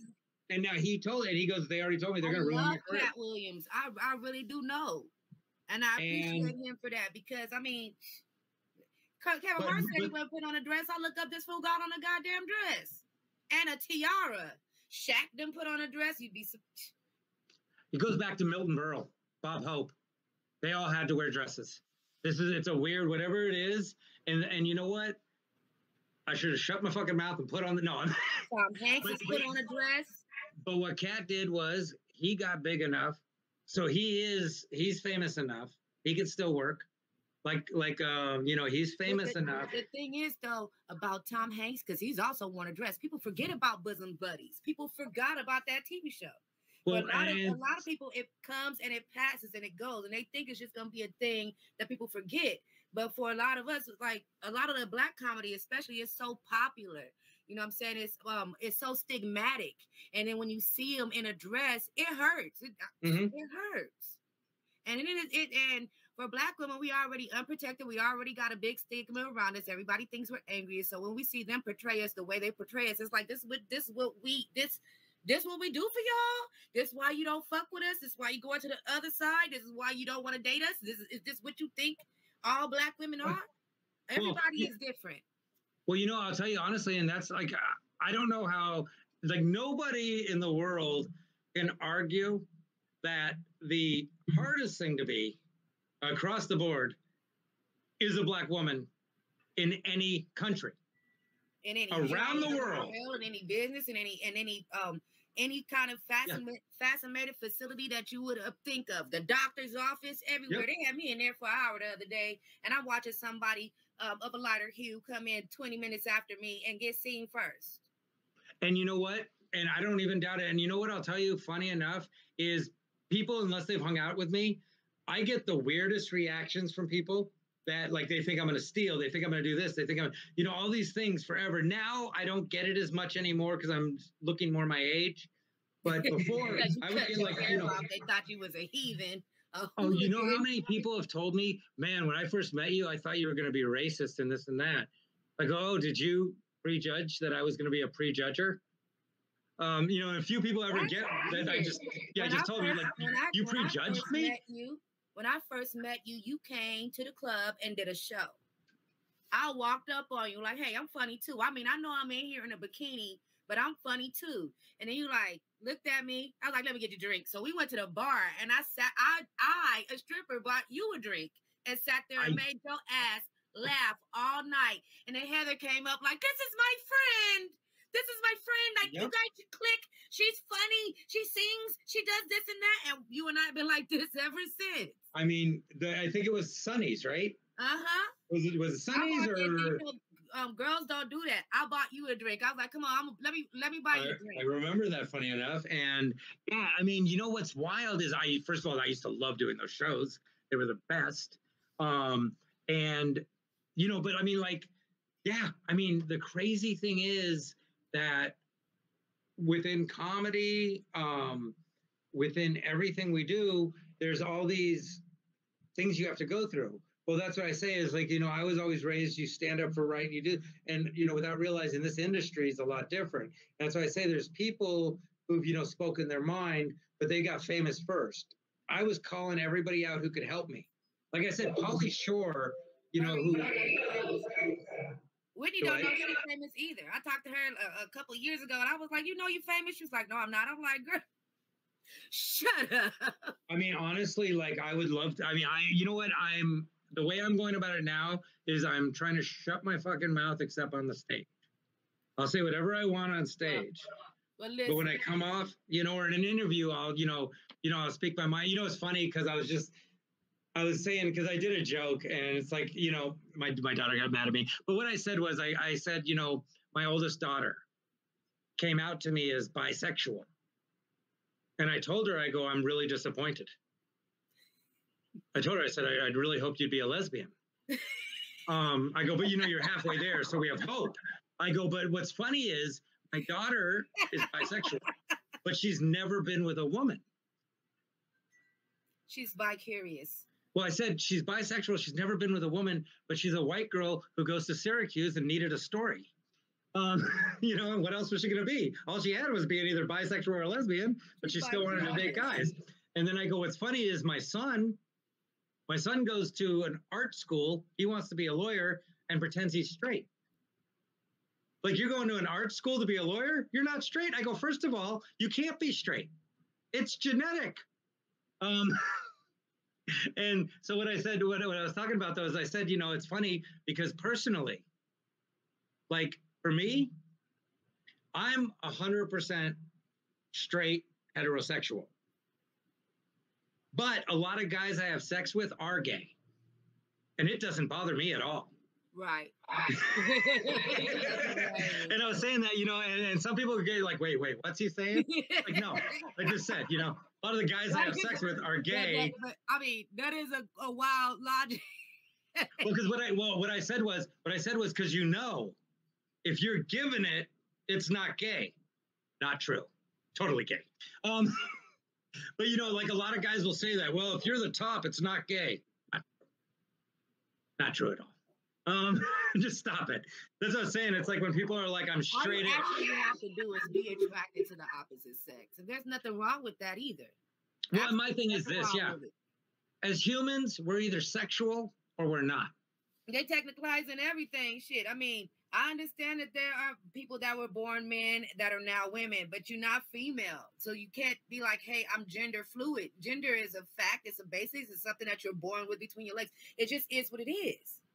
You can't. Well, my thing on that is what I said was, I truly respect. Like, if you tell me you're Sheila. We have periods. If you don't know that experience, you're not a female. You can be a woman all you want. And I'm sorry, that's my opinion. Please don't at me. No. Well, you know what I'll tell you is and it's a bit I do, but it was a true thought, was simply that I said, if you tell me you're a woman, you're a woman. Like, you tell me, you know, you tell me you're Sheila, and I knew you as Frank yesterday. You're Sheila to me. Not my business. But let's not say you're a woman or a female because you don't want to be a female. You're not dressing in Keds and mom jeans. You know, you're not taking kids to soccer practice. You're not a soccer mom. You're not a female. I go, what men want to be a lot of times is they want to be slutty or sexy. And like, if you look at me right now, like I always say, I'm transgender. I just do it like a butch lesbian, very comfortable. But I said, if you look at me like right now, and if I walked up to a guy or a girl, like if I walked up to a guy and I'm like, hey, buddy, how about throwing my ankles over my ears and pounding me? Not sexy. My credit needs me to be transracial. Well, if I put on a wig, if I do makeup and I put on a wig and I wear heels, I always say, like, you're not trying to be a woman. You're wearing 9-inch heels with a miniskirt showing your neck. You want to be a slut? It's fine. Just say it. There's nothing wrong with it. You can't be sexy as a man, but if you dress up like a woman, you could be like, hey, baby, and you look hot and, to you, and you feel made up. I get it. But I go, the problem is like all these affluent white men started becoming transgender.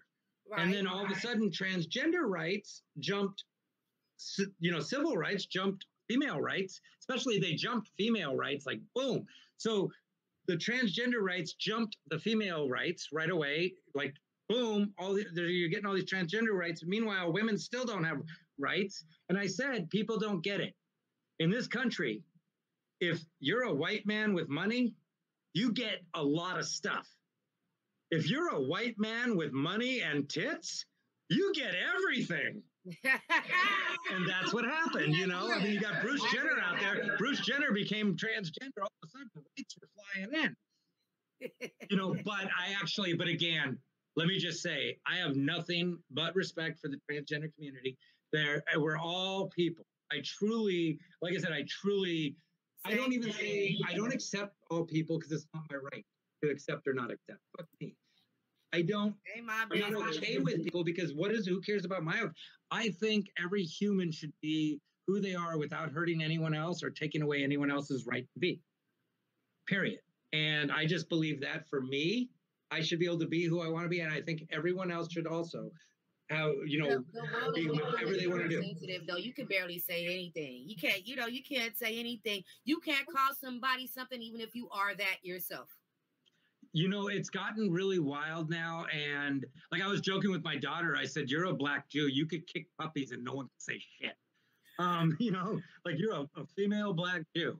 You could literally, you could flip off the Pope and people will be like, hey, how cute. And then, I say, what time is it? And they go, what did he just say? What did he say? And I'm like, what time is it? I actually, funny enough, because after that Kramer thing, I was doing a show, and I'll never forget this. The show was in Canoga Park, Webbers. So the crowd was all pretty much Latin and black for the show. It was like a rap comedy show. Okay. So I'm opening up. These two, they looked like they were all Latin, but apparently they were mixed, but these all tatted up. And I get on stage, and the one guy goes, man, he goes, you better not say the N-word. I go, bro, first of all, with everything going on, and I got a 6-foot-tall black wife, I go, I don't even like saying neighbor. And then everyone cracked up, and I was fine, and it went on. But it was just, there was so much tension. I've just, to me, there's no argument. I've been in a room when you got on stage, and the room got silent. And the funniest thing, I think I might have been the first one to laugh. They were quiet as hell. Nobody did nothing. So you just stood there with the mic and looked at them for a second. Like you paused. It was like a long pause. And you didn't talk until somebody laughed. And I just couldn't help because the look on your face, I was dying laughing. And I think Pierre was with me. I might have been with him or somebody else. And I was like, this is what I want to be. Like, you see how he just changed everything. Like, he didn't have to say a word. They already laughing because you were just looking at him like, and I could see it crying like, what the fuck do I want to say to these motherfuckers? It was like, why y'all looking at me like that? So I'm going to look back at you. I was dying. That was the funniest thing ever. My new thing is I always, if a crowd gets silent or something, I go, you know what? That's fine. You guys make your choices. That's no problem. You helped me so much with this comedy thing. I'm telling you, I didn't believe you. When I walked up to you that day and I was like, hey, I'm funny too. Put me on. You was like, you got to do open mics. I got you. You started telling me about places and I'm like, I might have to catch the bus. He was like, I catch the bus too. I'll meet you out at this door over here. I was so much. I did not want to go in that building. I did not want to go in there.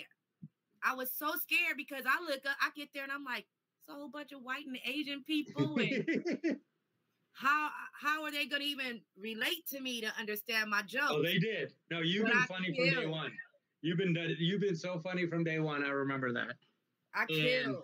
Yeah, because I was about to piss my pants because nobody showed. Everybody from the club said, "Yeah, we coming. We're gonna come." Nobody showed up. It was just basically me and you there, and like a cousin of mine or something. And I was just like, "You like nerves are normal. Like, what are you doing? Just this is what you do. Just go do what you do."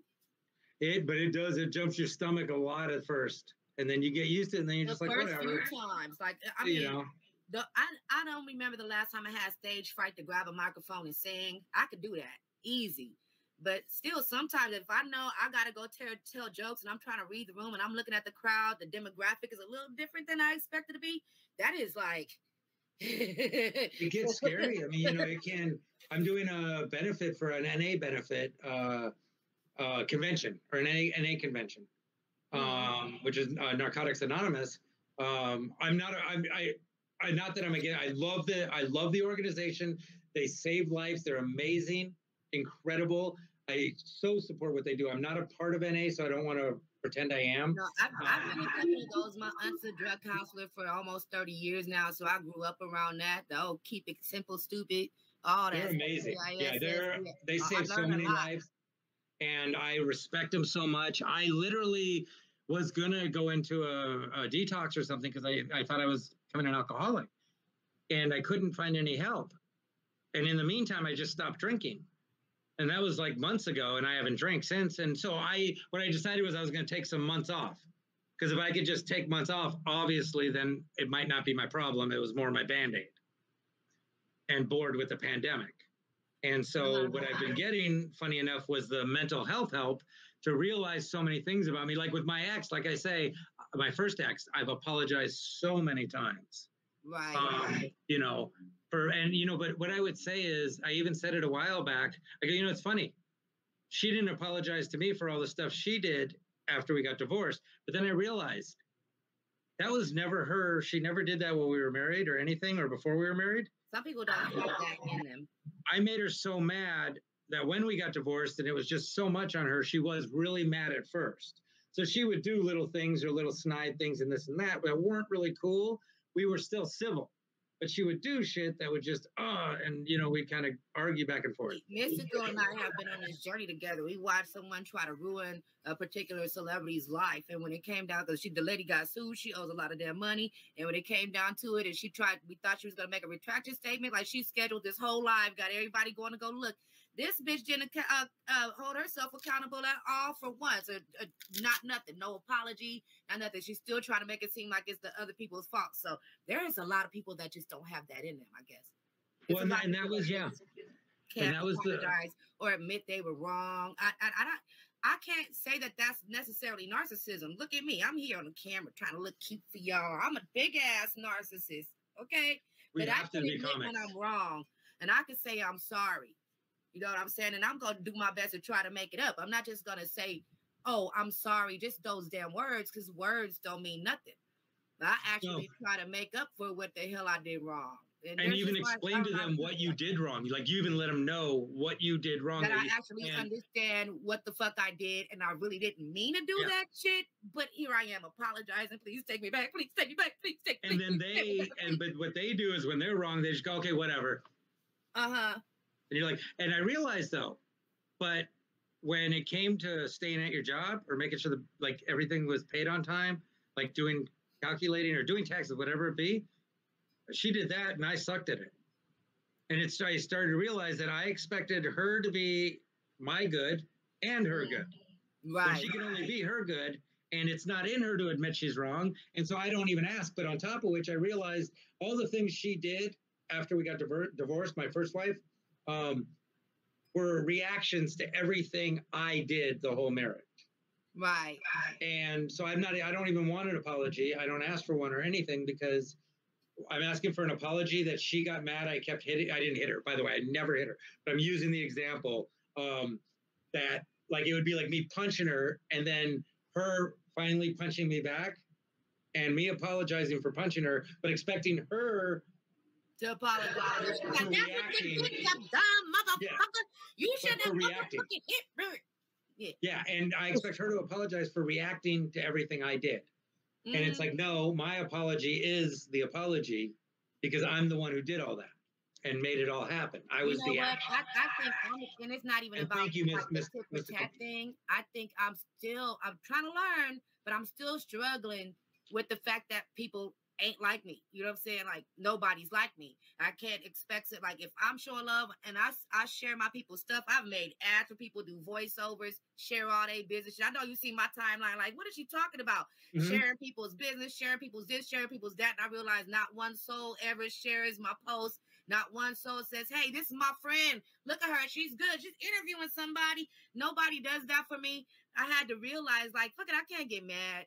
You know what I'm saying? Everybody's not like me. I'm just going to be me and do it for myself. That's what I finally realized. That is so smart, because that's what I finally realized is I'm going to be the me I want to be. Unapologetically, the me I want to be. What I'm not going to do is attack people. What I'm not going to do is go after people. What I'm not going to do is get up in their shit. What I'm not going to do is expect other people to do anything except be them. And I'm going to appreciate what's great about them. And I'm going to be me. And there's a book I read called Tuesdays with Maury. Right. Great book, because this old guy didn't fuck with nobody, wasn't a dick or anything, but he was also unapologetically him. The way he felt, the things he, everything he thought. Mm-hmm. You weren't going to change him. You weren't going to get him mad. He was just going to be him and enjoy his life and have a great time and see the beauty in life. Even when there's no beauty almost to see, he'll find what is beautiful and, or create beauty. And that book really inspired me, because then I realized, like, yeah, I like being a good person. I like helping. Like you said, when you came up and I was nice, that's how I like to be. I was telling myself, I got to stop doing that. Fuck people. No one does it for me. No one's there for me. No one's. But wait, they're not me. I'm me. I like who I am. And I'm going to keep on being me, because that's who I like to be. You know what I'm saying? Yeah. I wouldn't be happy being angry all the time and being bitter. And I was becoming really angry, really bitter. I had a friend, I always joke. I had a friend, I don't like to say names, Jose. I don't know if you remember Jose Barrientos. So we were super close, I thought. Like, I thought we were really close.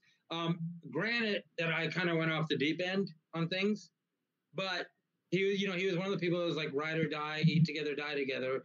Well, I went through a lot, and I kind of went off the deep end. So he's sort of written me off, and that kind of sucks, but that happens.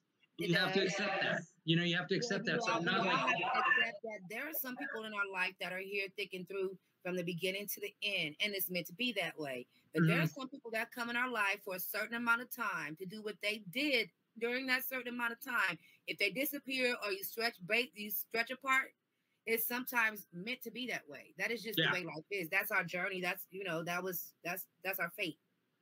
Well, and that's the thing. And like there's people I reached out to that I did kind of go off on, because I felt like they didn't return the favor whatsoever. Really, like I gave them meals, they gave me scraps, and type of thing. Like I took them on like that, but I became so bitter about it, and I realized, I just like who I am. But that's what I said is, he was one of the people that I reached out to that didn't reach back, and that was fine. That's his choice, and I respect that. It did hurt my feelings because, again, he credited me with so much of his career, and he credited me to be like his brother, and that happens. But I realized that sometimes that happens in life, and you have to just go on being you and not be resentful and not be bitter and not call them out, not be mad about it. That everyone's got to make their choices and be who they want, who they are. And I respect that, and I'm like, fine, and that's what I say. I'm telling you, people will come up and forget who held the ladder. That's why I'm still here, and I don't care. Yeah. I'm good, well, right? It's very true, and I realize, though, because that will do things, and I've learned that is I've stepped back on jumping up and offering stuff. I've stepped back on my opinion. I've stepped back on my 2 cents, my anything, my advice. I've totally reeled it in. And my sister gave me a great point. Funny, I didn't talk to my mom, my sisters, or my brother for like 15 years. I'm now talking to my brother, my sister, my younger sister, Debbie, and my mom. That's I haven't talked to my great. older sister or my younger. I can't clap with my hand, but this is my applause. I'm proud of you. That is beautiful. I'm happy for all of y'all. I'm happy for all because you remember I fell out with my family for like a year and a half, almost 2 years. I fell out with my whole family. I blocked everybody on Facebook. I'm not about to be treated like the red thing around the baloney. You got me fucked up. So everything's better. Now people have adjusted. They understand I'm an adult. I'm going to make my own decisions. I'm going to do what the hell I want to do. Nobody's paying my bills. Nobody pays for my doctor's insurance or nothing like that. So, and for me, they just stopped. Okay. For me, it's because I'm always the one quick to run. Oh, you need me? Okay, auntie. Okay, mama. Okay, this person. Okay, I'm there. I'm there like that. I don't have nobody like that for me, but I broke my foot helping people move. I have hurt myself doing things for people, struggled, lost money, lost opportunities, lost that Disney contract. You know what I'm saying? Let me ask you this, though. That's what sucks. But let me ask you this. Family orientated. Let me ask you this. Shoot. Just a thought, because I love you. And it was something that was taught to me.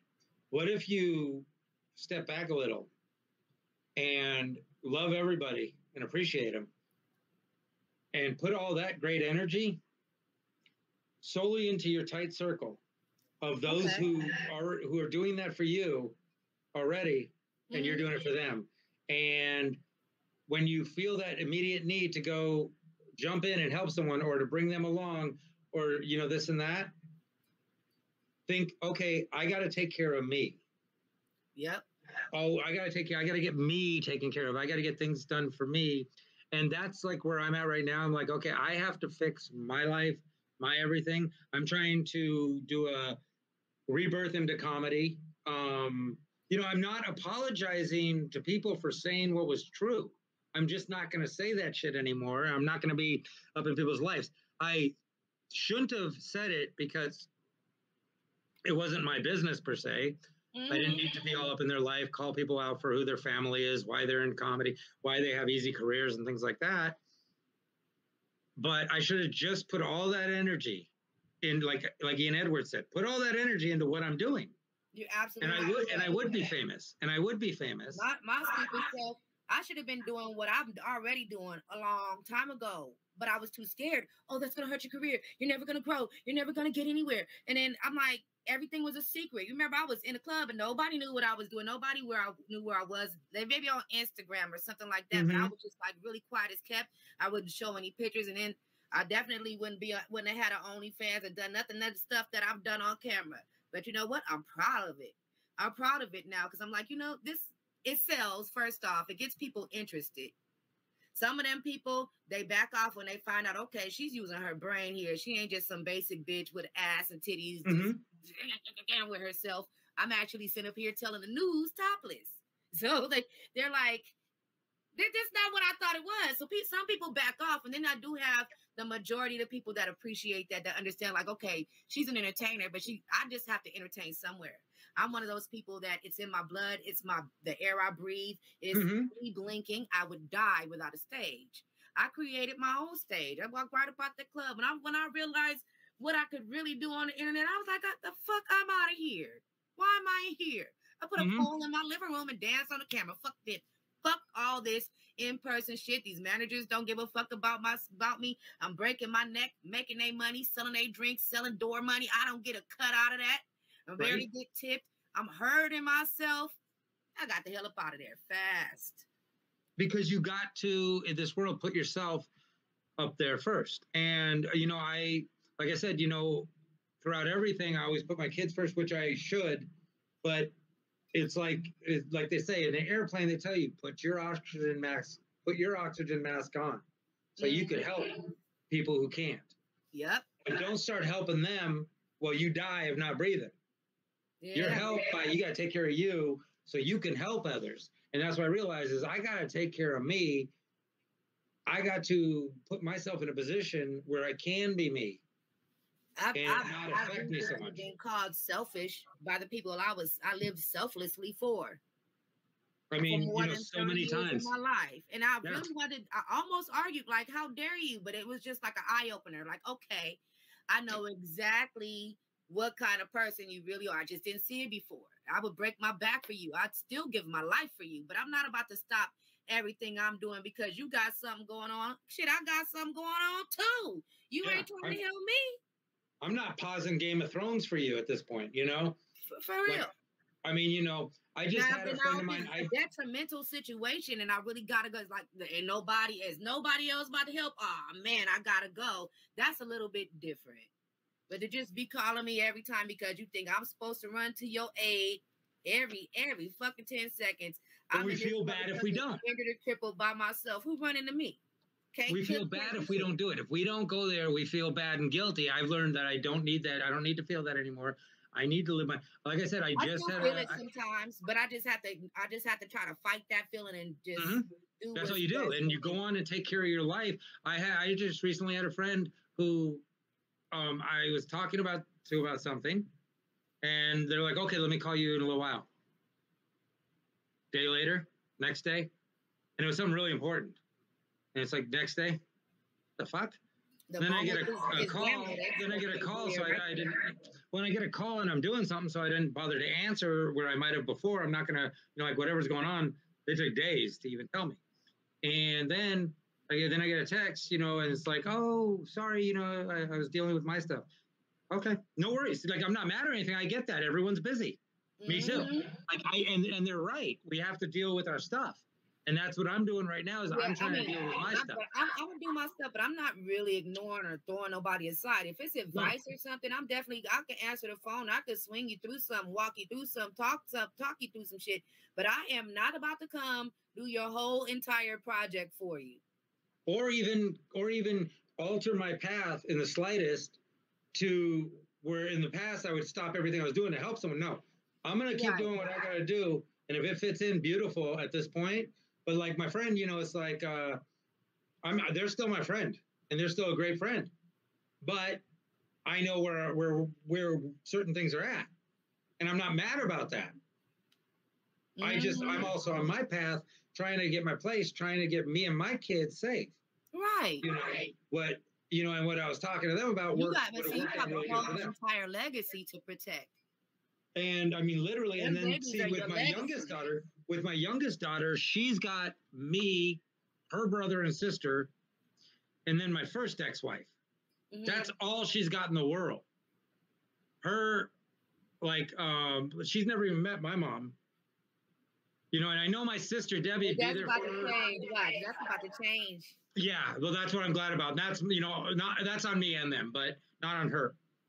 But she's been talking to them and this and that, and that's great. But right now, she got my son, my daughter, me, and then my first ex. Right. Her mom hasn't called her in months. Her grandma out of nowhere is like, I need to see my baby. You reaching out first time in a month or so? No, you don't. And then, and it was like all this stuff. But her mom doesn't call her nothing. And so she's going through all that. And that, so my thing is I need to be there for 100%. And let me just state right now, when I caught COVID, she was with my first ex staying with my daughter. Mm-hmm. Well, because I'm planning on moving up there, they signed her up for school right now for me. But so she's here, now she's here back, and we're going back and forth, like driving her. And everything else with my daughter, my oldest daughter, is doing all this. And it's just been crazy. But we have to deal with all this because, the problems with my first ex. Love that baby. That's a good big sister. Oh, she's great. She's the best. And I have full custody of my daughter. The whole time I've offered my ex 50-50. But she just doesn't want to do that. But then she wants to go to court now and try and do anything, but it's like as though she's going to get anything not being there. So that's like the thing that in life, okay, so I got to deal with this. Now my court date got changed till the 21st. Till April 1st, which is at least one good thing though. She's not going to be with you and won't be versed in different cultures and different lifestyles. She'll understand a lot of things. She won't be uncultured at all. It's better for her to be with you. I'll tell you this. Also, to have both of you guys and to learn back and forth from both sides, but she's gonna grow up beautifully. And I'll tell you this is, it's funny because I'll constantly remind her, like things like, this and this and all this stuff, or she'll say something. I go, no, no, no. You need to understand what's gone on. Because that's what I mean is I might argue the other side with someone else because of their view on it. But, like that's what I'm saying. It's like if anyone in this country is saying that, in this world, is saying like black women aren't treated the worst, it's stupid. If anybody's saying per capita that black men aren't being shot at a crazy rate, that's stupid. Like people arguing facts that are pre-written, they weren't written to make a point. People these days really try to make their own opinion fact, and they will argue you down over it. And it's like, dude, this is what you think. You can't make it real.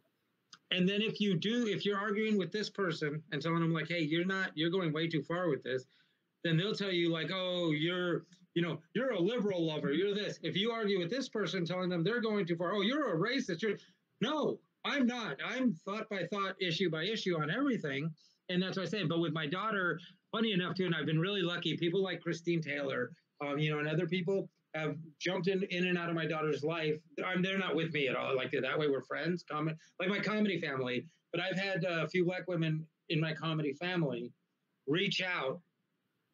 And yes, you're totally right. It is pure ignorance. But reach out to me, and because I've reached out and I said, like, look, my daughter needs to have some good black female people to talk to because she doesn't have any in her life. Right. And I don't want her growing up without that contact. I don't ever want her, like when I would date women, like, okay, so if I was dating a black woman, like my ex, one of the things I asked her is like, have you ever dated a black man? She goes, yeah, I've dated black women that they'll tell me right off the bat, like, yeah, I don't date black men. Okay, well, I don't want to date you because friends like that, but it makes me cringe. Like, how could you not? Like, people are people. There's white women that'll say the same thing. I don't date white men. Okay, first of all, you're stupid. I can't say I've never dated a white man. Shit. I date humans. I date humans. Good one in bed too. Yeah. Well, I mean, I date human beings. I don't care. I used to do a joke because I actually had a friend. Funny enough, the guy was Costa Rican, but he was like, yeah, I could never be with a woman if she was with a black man. I go, are you fucking serious? I go, I don't give a shit the color of the person that was there before me. To be honest, I don't even care if they're still there. Make room. Like, who gives a fuck? Like, that's so ignorant. My sister's ex-husband, my younger sister's ex-husband, would bring that shit up all the time because my sister dated, like me, dated people of all different races. But he was only caught up on the black man that she dated. And I would tell him, why do you give a fuck? Like, she dated so many guys. You're worried about just that is so stupid. It's such an ignorance. But me and my sister were talking about that the other day. How back in the late 70s, early 80s, there were sayings and there were things that all of us said that we never even realized how freaking racist they were. Because as we got older, we just didn't say them. But as kids, they were the rhymes or the little riddles and the stuff like that. And because you heard other people saying them, you never thought of what was behind them. Right. Then as you got a little older, especially with us, like when busing started, when we moved and all this stuff, you realize there's a world of a world. It's like when people talk about like, oh, look at that guy. Like we see you on Facebook, please comment. We see you. Make a comment. We see you. We here. And it's insane. And well, it's like when people say like, oh, that person's whitewashed. I've always hated that. Why would you put someone having to be white to like skateboard or to work on computers or do any? Why does that have to do with being white? First of all, let's keep shit real. Is they were doing computers in China and India way before us. So, keeping it real, you want to call them, you say, oh, look at them being Pakistani. But the ignorance is, and that's what I mean. It's like, it's so stupid, but again, whatever you argue, when you argue with extremists, when you're the middle, when you don't look at things from a certain perspective, but you look at things just individually, you'll piss off every extremist on all sides. And that's what I did a lot of, is made everybody who was an extremist and anybody who was 100% one way, would be pissed off by different things. They'd agree with me on this, then be pissed I said this. But it's like, yeah, I don't follow a pattern. And you're right, Mystique, totally. Mystical. God damn it, I got to get that right. Mystical. That's such a cool way to write it, too. Yeah, it is. But yeah, and so, I mean, that I think, oh gosh, I've almost gone 2 hours. I'm ridiculous. Okay, I think this. I think as a world, we just need to stop thinking everything is so bad and so big that there's nothing we can do about it. Because the people like me, you, the people watching this show, the people out there watching, the majority of us are who decide things. We just don't know it. We go along with what they're telling us. And a lot of the people that are telling us are living in huge houses, easy lives, and they're on second generational wealth, and they're of all races, all genders, all sexual preferences. They all hang out together because they all got a ton of money. And like I said, you know, all these people, like, you know, Trump, Pelosi, all these people used to praise each other and hang out. Now all of a sudden they're warring each other. I'm like, this is a reality show. We are being fooled because it is just ridiculous, you know, what goes on. And it's so we're caught in a reality show that we all need to just step aside and go, we're not playing anymore. You know, the majority of us not want people to have equal rights, understand that equal rights is the only way, that there is no other possibility. Every human is a human. What, you know, no matter what, all humans are humans and should have all the same exact rights and all the same exact abilities and everything else. Nobody should be ruling us. The fact that we still have kings and queens, or the fact that we follow people, is insane. The fact that we care about rich families and what they're doing instead of why we're not all housed. I mean, I get it. There are people who want to be on the streets, but they are not the majority of them. Everybody can have a house, and it doesn't have to be a tiny home in a parking lot in North Hollywood. Why don't you just open up land, you know, and there's so much space out here. I've been traveling across the country. Well, you have too, but I mean, like, you know, you ride instead of flying, you drive. You see so much empty space and so much land, and it's like, why the fuck are there so many people with no place to live? You're right. Open up a 1/4 acre, lottery style. You put in what state you want to live in. In that state, you throw you throw your name in the lottery, and when it gets picked, you get to pick whatever 1/4 acre is left, or acre, whatever it be. We could give everybody that wants to build a place or whatever a 1/4 acre, an acre, and we would have still more than enough land. Keep talking, Burger. We would have more than enough land. We would have. Are you okay? We would have more than enough land, more than enough everything for everybody to have things. The fact that we can't grow vegetables in our front yards in cities, the fact that or in our backyard, we can't have like chickens, we can't have goats. It's ridiculous. Right. We should be able to have our own eggs. But they keep us so confused instead of us all realizing that in general, we're all wanting the same exact thing, which is freedom. And, you know, we just need to stop getting caught up in the fact that, oh, we hate each other and I hate you if you're this and I hate you if you're that. Right. Those are actors making us feel a certain way. We're human beings. Wherever we go, we hang out together and, oh, hey, puppy. Wherever we go. Try to knock down the world. Yeah, I mean, I think we've proven over and over that racism, chauvinism, homophobia and all that stuff is a facade. Not that it doesn't happen. It totally happens. There's completely systematic oppression. That's all real. Yeah. But it's not a human feeling. You have to make up fake reasons so you can hate someone. You have to add anger so you can hate them. As humans, we don't naturally hate anyone. That's why if you took two people that were so opposite and so different and you put them together, after a while, they start working together and befriending each other and or falling in love. You put two people of the same sex, opposite sex, whatever it be. Right. If they like that gender, eventually they're going to get romantic. Eventually they're going to become great friends. Racism, hatred, chauvinism, all that stuff. Like my favorite is when people say that's reverse racism. Reverse racism is not racism. Reverse racism, the word itself means the opposite. So that means there was no racism. Racism is racism. You know, my daughter, I'll say things like, because when I told her that, like I said, baby, you could kick puppies. No one's going to say something. She goes, Dad, she goes, I can be as racist as anyone else. Anyone can be racist and da-da-da-da-da. I go, baby, let me explain something to you. I get what you're saying. I go, but there is a difference. But I go, I do get what you're saying. And she made me realize, the way she put it was pretty wild, because I'm with you. That's why I said it's prejudice, but it's all prejudging anyway. And that's what she said. It's all prejudging. I thought she's so fucking smart for 12. Like just sees things in such a way. It's wild. That just makes me go, whoa, okay. But she was saying, like, if you're a race and you have a problem with another race, that's the definition of racism. And I'm like, okay, it is.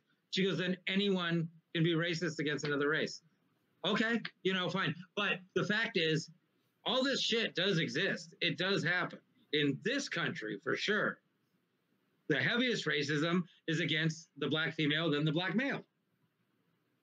And I think people shouldn't be jumping on that bandwagon until that gets fixed.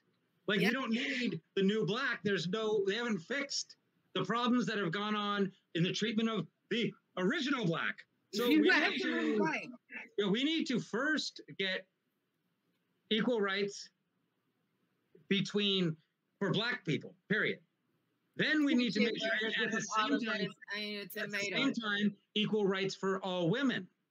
Because in this country, those are the people who don't have it. Now, I agree that Latin people get treated prejudice, but they don't get that you don't want them to work for you, that you don't want them in your house, that you don't want this.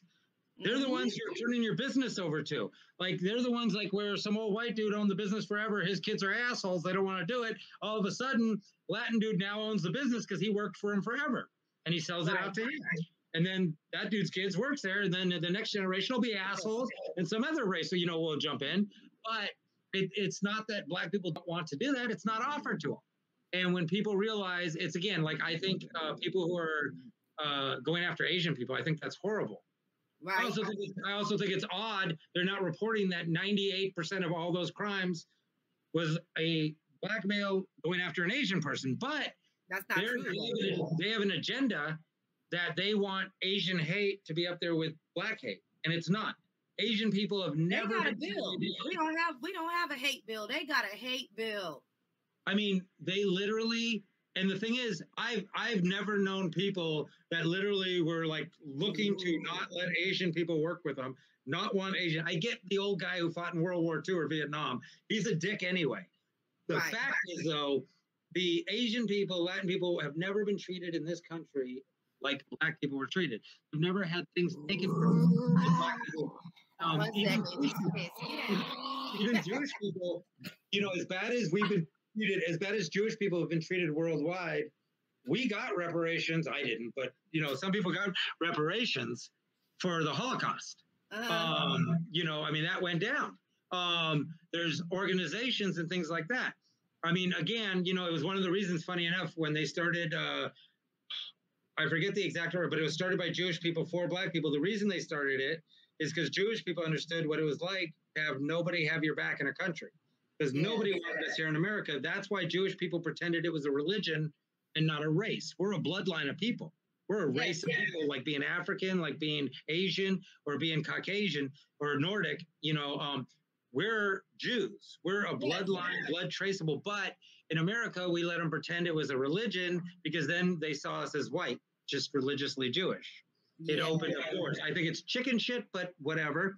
But the fact is, in this country, I think we need to just stop. Like, this is just my opinion, so it's just my thought, but I think the first reparations should be money going into communities like South Central, communities in Detroit, communities in Chicago, communities in Wisconsin, all over the country. True. To first fix those cities, fix the housing, fix everything. Yes. Put it into the schools, fix the schools, do all this, but then fix the streets. Make it so people can't, make it so it's not productive to drug deal. Right now, they make it, they specify, you're going to drug deal here. They set that up. The government set that up where that is. Oh, definitely. And that's the thing. So reparations need to be that, first of all, hiring officers from within the community to police that community, not white, not black, not Asian, nothing. Any officers that grown up in each community, hire from within the community, train from within the community, but then put police officers at every park. Put police officers not in the school to monitor the kids, outside the school to protect the kids. Yeah, we don't need police officers in the school policing the kids. We need police officers outside the school policing the perimeter. Protecting the children. Definitely. And I mean, and that's my opinion, is because I personally, I think, like with reparations, it's a weird thing because obviously my daughter would be entitled to reparations. I would then be the person in charge of those reparations, right? That's kind of weird. That's like giving me reparations for what happened to Black people. So I don't know that there's a real way to do it without either excluding lots of Black people that aren't fully Black or, whatever, because there's not a lot of records. So, but the best way you could do it is to then change the entire communities, because right now, if you go down to South Central, you wouldn't think that Black Lives Mattered. You wouldn't think anything ever changed. It's all the same way it's always been. Nothing got fixed. You know why? Done about us killing each other and everything. Yeah, well, why? I mean, there's no stories anymore, but it's all still going on. And the other thing is, like in Hollywood Boulevard, they had a big Black Lives Matter on the street. Why would you remove it? Why wouldn't you let it just wear out? Like, why wouldn't you leave it there until they shouldn't let it even wear out? They should repaint that shit every time. Well, I mean, meaning if they did it as a statement, though, for the time being, why would you not just let it be there like anything else that we've done? And over time, it might wear out. You might, yes, fix it. But if you didn't, okay. But to remove it, to do the work to remove it after the same people who put it there had it removed. As a slap in the face. And why remove it? They really turn into an organization. It's really about money. It's not really about what they saying it's about. They don't give a damn if our lives don't matter to them, for real. Well, yeah. I mean, obviously the top two people got busted for embezzlement. Yep. But the fact is, the actual movement was Black Lives Matter 2. The funny thing is, they somehow removed the 2 because I don't think people would have got mad enough, because the 2 was very explanatory. Because people would be like, oh, other lives matter. That's not what's being said. No one's saying other lives don't matter. They're saying Black lives matter also. Yeah. You care about all these other lives. We're not saying they don't matter. They do. They're taken care of. We're saying, how about us? Not me, but Black people are saying, how about us? And I think they did it so that they could have a shorter acronym that nobody else owned, like BLM. But that is just... Or they did it because it would piss people off a lot more than Black Lives Matter 2. Because 2 explained exactly what it was meant to be, saying in the past, forever, Black lives have not been equated equal to other lives.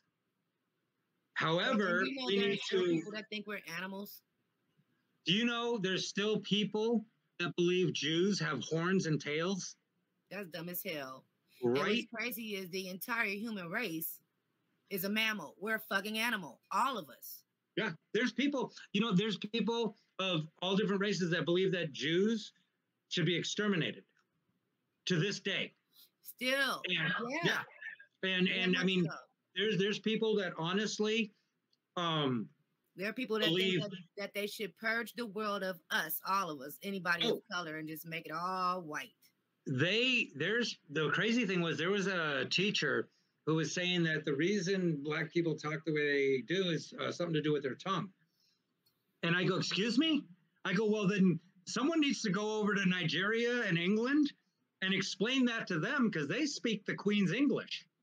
And not all black people speak improper English. I mean, not at all. It's I actually talk comfortably amongst my people when I want to talk like this, but when it's time for me to speak eloquently and it's time, I turn that shit on easy. Well, you know what a lot of people don't know? Pick them over the phone. What a lot of people don't know historically, fitting and acts, those were taught to slaves. That type of speaking was taught to slaves by white people. That's how white people, poor white people back then, that's how they talked. They did the acts. They did the fitting. They said, "How y'all doing? Hey, what's happening, man?" You know, right. It people out when people come on with that accent and they're like, "Oh, why they talking black?" Like, no, really, they probably some from a little stick town in the South, and that's how they sound. That's how they sounded before there was ever slavery, before there was ever any real amount of black people in this country. That's how the white people spoke. Now, the fact that the only people at that time that would teach black people how to read were poor white women, poor white men. Because the poor white men would speak like that, they'd be like, "Let me ask you this. Let me, we're fitting, we be fitting." Those were all white words told to black people. That's why when you see black people from England or you see black people from Nigeria, places like that learn English, their English is precise, it's pristine, it's beautiful. There were white people in the cotton fields and working with the slaves, and they called them rednecks because their neck was red from being in the sun. They don't even tell you that when the what was it, Bacon's Rebellion, I believe it was, which was black and white people that were indentured servants, flipped out and killed a bunch of people. That's why that's what people don't understand. That's why they went to. See, people don't realize the term redneck is totally misused these days. And of course it's derogatory, but it's totally misused. It came from those white people that was out there with us, being treated like slaves and getting whipped and being out there in the cotton field. They were red because they were in the sun. Well, and it's like a lot of people don't realize, what someone told me the other day is we were talking and it came up, that the Ku Klux Klan was a Democratic party. They were Democrats. It's switched. The Republicans were Democrats and the Democrats were Republicans too. Like no. That's what I'm saying. No, that's what a lot of people have tried to say, but no, not. The Democrats is the same party, the same exact party going all the way back that wanted slavery in the South. The Democrats were the same party, the same people that wanted, because people don't understand, Abraham Lincoln was a Republican. A lot of people don't know that. Abraham Lincoln was a Republican. Yes, he was. The people who were against slavery were the Republicans. They didn't then become Democrats. No, the Democrats learned that they lost. When the Democrats lost, they went, "Oh, no, never mind. And that's not us anymore." Now, the Republicans are ridiculous, but they didn't want slavery. They didn't want black people here, but they didn't want slavery either. They weren't wonderful or magnanimous. They weren't worried about black people. There were people who were fighting purely for black people, white people that would fight purely for black people because as humans, they knew it was wrong. But the Republicans weren't doing it because of black people. However, they didn't want slavery. They fought against slavery. Okay. The Democrats, it's all the same party. They carry on to today. You can trace people back, the same people who wanted slavery. I mean, but they just went, "Oh, no, it switched." No, it didn't. But they said it did and went with it and pushed it hard enough. And, the Republicans weren't looking for any minority vote at the time or anything. So they didn't fight back against it. They didn't care. They were just like, "Oh, whatever." Because we weren't allowed to vote. But so the rumor came out, or so it changed into that, "Oh, the Democrats became the Republicans." Nope. That was these Democrats all the way back that wanted slavery, that wanted all this stuff. And if you look at it's proven in a lot of these political parties. You can still tell by the bills and the things that they pass. But we got Democrats in office. We got a black vice president, and the agents got a hay bill before us. So I mean, it's. That was the most insane thing in the world. Like when Obama was president, he didn't make gay marriage legal. Like, what the fuck? Like, what? And, and that was like trippy to me. Like, come on, bro. Seriously. Like, so many things should have happened right then. Yeah. So many things should have changed. So much. I mean, my God, so many things should have gone right for Black people in America at that moment. And yeah, but you have to, like, that's what Shadow's saying is so right. The worst thing you could do is totally investigate and learn, because it's crushing. And then you piss off everyone because you know a real truth that they want to live this lie and this group wants to live this lie. They all want to pretend this and this. And it's just like, wow. Yeah, exactly. And it wasn't even so much that the policies changed. It's that they realized the only way they're going to win votes is to do this, because their school policy stayed. The same Democrats wanted to continue segregation. Like, Biden, and I don't care either way about Biden, but he did vote for segregation. He did on video make the statement that I saw that. He doesn't want his neighborhood becoming. He doesn't want his neighborhood becoming a jungle. He was saying coloreds and all kind of other derogatory statements about the blacks. And I didn't see the video till after he was voted in as president. I was like, and that's one of many videos. Office? Yeah. Well, I mean, you know how much my mother loves Joe Biden? Well, I mean, my mother loves Joe Biden. She's not going to listen to nothing I say about nobody, but look at his bloodline. His bloodline isn't even red. Because I was going to vote for Bernie Sanders. He was pissed off. Bernie was kind of fun. Bernie I could get into. But yeah, with Biden, if you look at his whole family line, it's white all the way. And the only Black women that have been in that family were prostitutes that the son was on video with. But I remember that. But the son came out, dropping N-words and saying stuff like this. And it was just like, oh my God, how is nobody, like, Trump's an asshole, a total narcissist and egotist and all that. I feel like all politicians are the same at this point, but back in the day there was a big difference. I feel like they get when they turn that they go to lunch together, they meet with each other, they talk about policies in other places that's not on that damn constant CNN camera that's always running. That when you go on the internet, you just see it. That room is just empty, ain't nobody in there. They out doing side fucking hustles. Look at what was it? Trump and the Clintons would spend Christmases together sometimes. He financially supported their whole thing. Their Clintons, Bill Clinton's, he gave a bunch of money to the Clintons. There's people saying that Bush is related to Obama. No, it's Dick Cheney is a blood relative to Obama. Really? Obama's mom is a German white woman. Yeah, Obama's mom is but that's not I said at first I didn't believe any of it, but it's not unfathomable. No, Obama admitted it. He said that they are relatives. He came out and said it, yeah, because he was asked about it in a press conference. And he said they were relatives, or they are relatives. But Clinton and the Bushes, I believe, are related somewhere.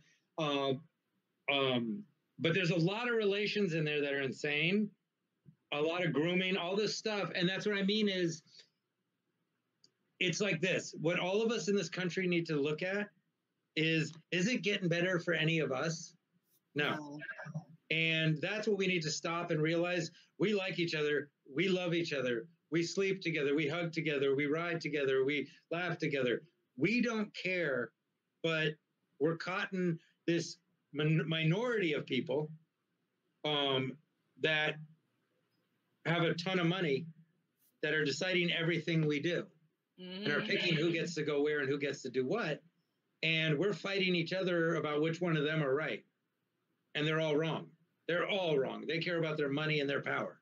None of them have any of us to care about. And so that's the thing is, I could only imagine that you think I deserve equal rights. By knowing you, I think you feel like I deserve equal rights. Right. I think, I feel like me and you, everybody in this world should have the same rights. I think you feel the same way. Me and you are not the problem, but they could get us going on different issues like this or that, because, I might not have knowledge here. I might have different experiences here, different experiences there. And, and that's the thing is,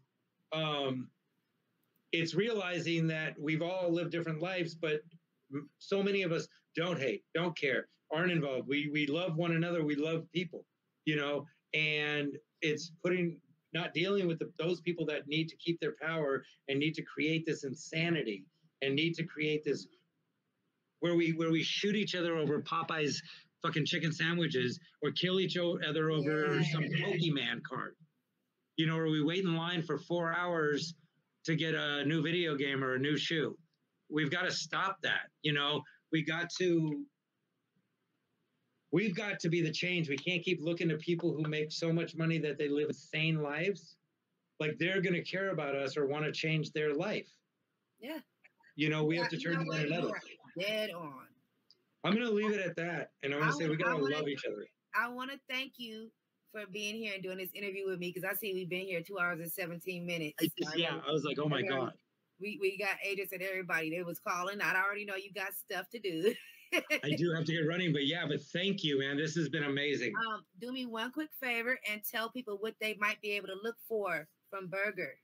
Okay, so, well, I wasn't doing a lot of shows because I caught COVID and dealing with the pandemic, and then, you know, also being kind of banned everywhere.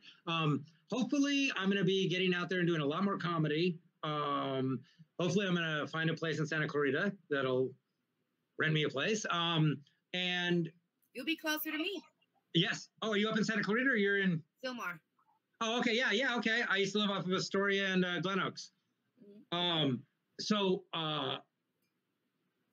I'm trying to think what I got going on. I don't have a shitload. I'm going to be doing little shows, just keeping practice. I got the NA convention coming up in February.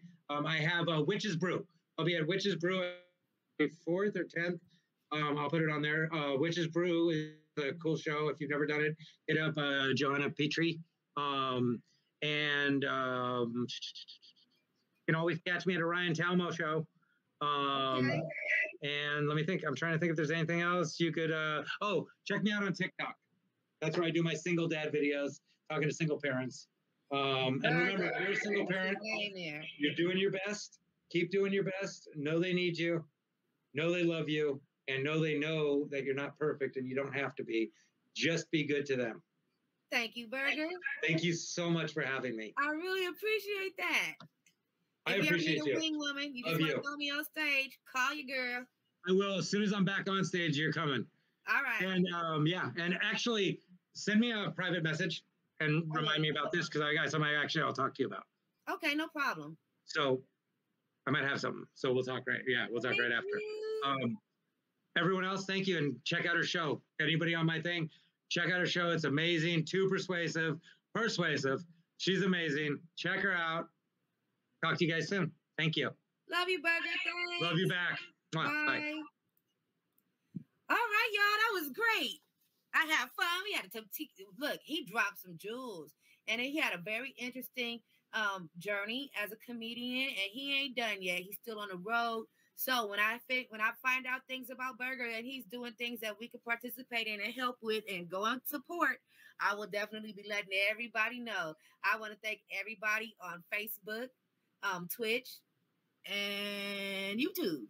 And I also would like to thank and welcome our first female moderator, Mystica, in the motherfucking building. She don't play though. She will smite you. She got a wrench and she will bop you with it. Love y'all. I'm Too Persuasive. And until Sunday night at 9 p.m. Pacific, I won't be back here unless I'm gaming. But we have an interview with rapper Columbo Black, a.k.a. Lucius V. Guggenheim, a.k.a. Fabian Bonaparte. I'm excited about that, and I hope to see you guys on Sunday. Peace.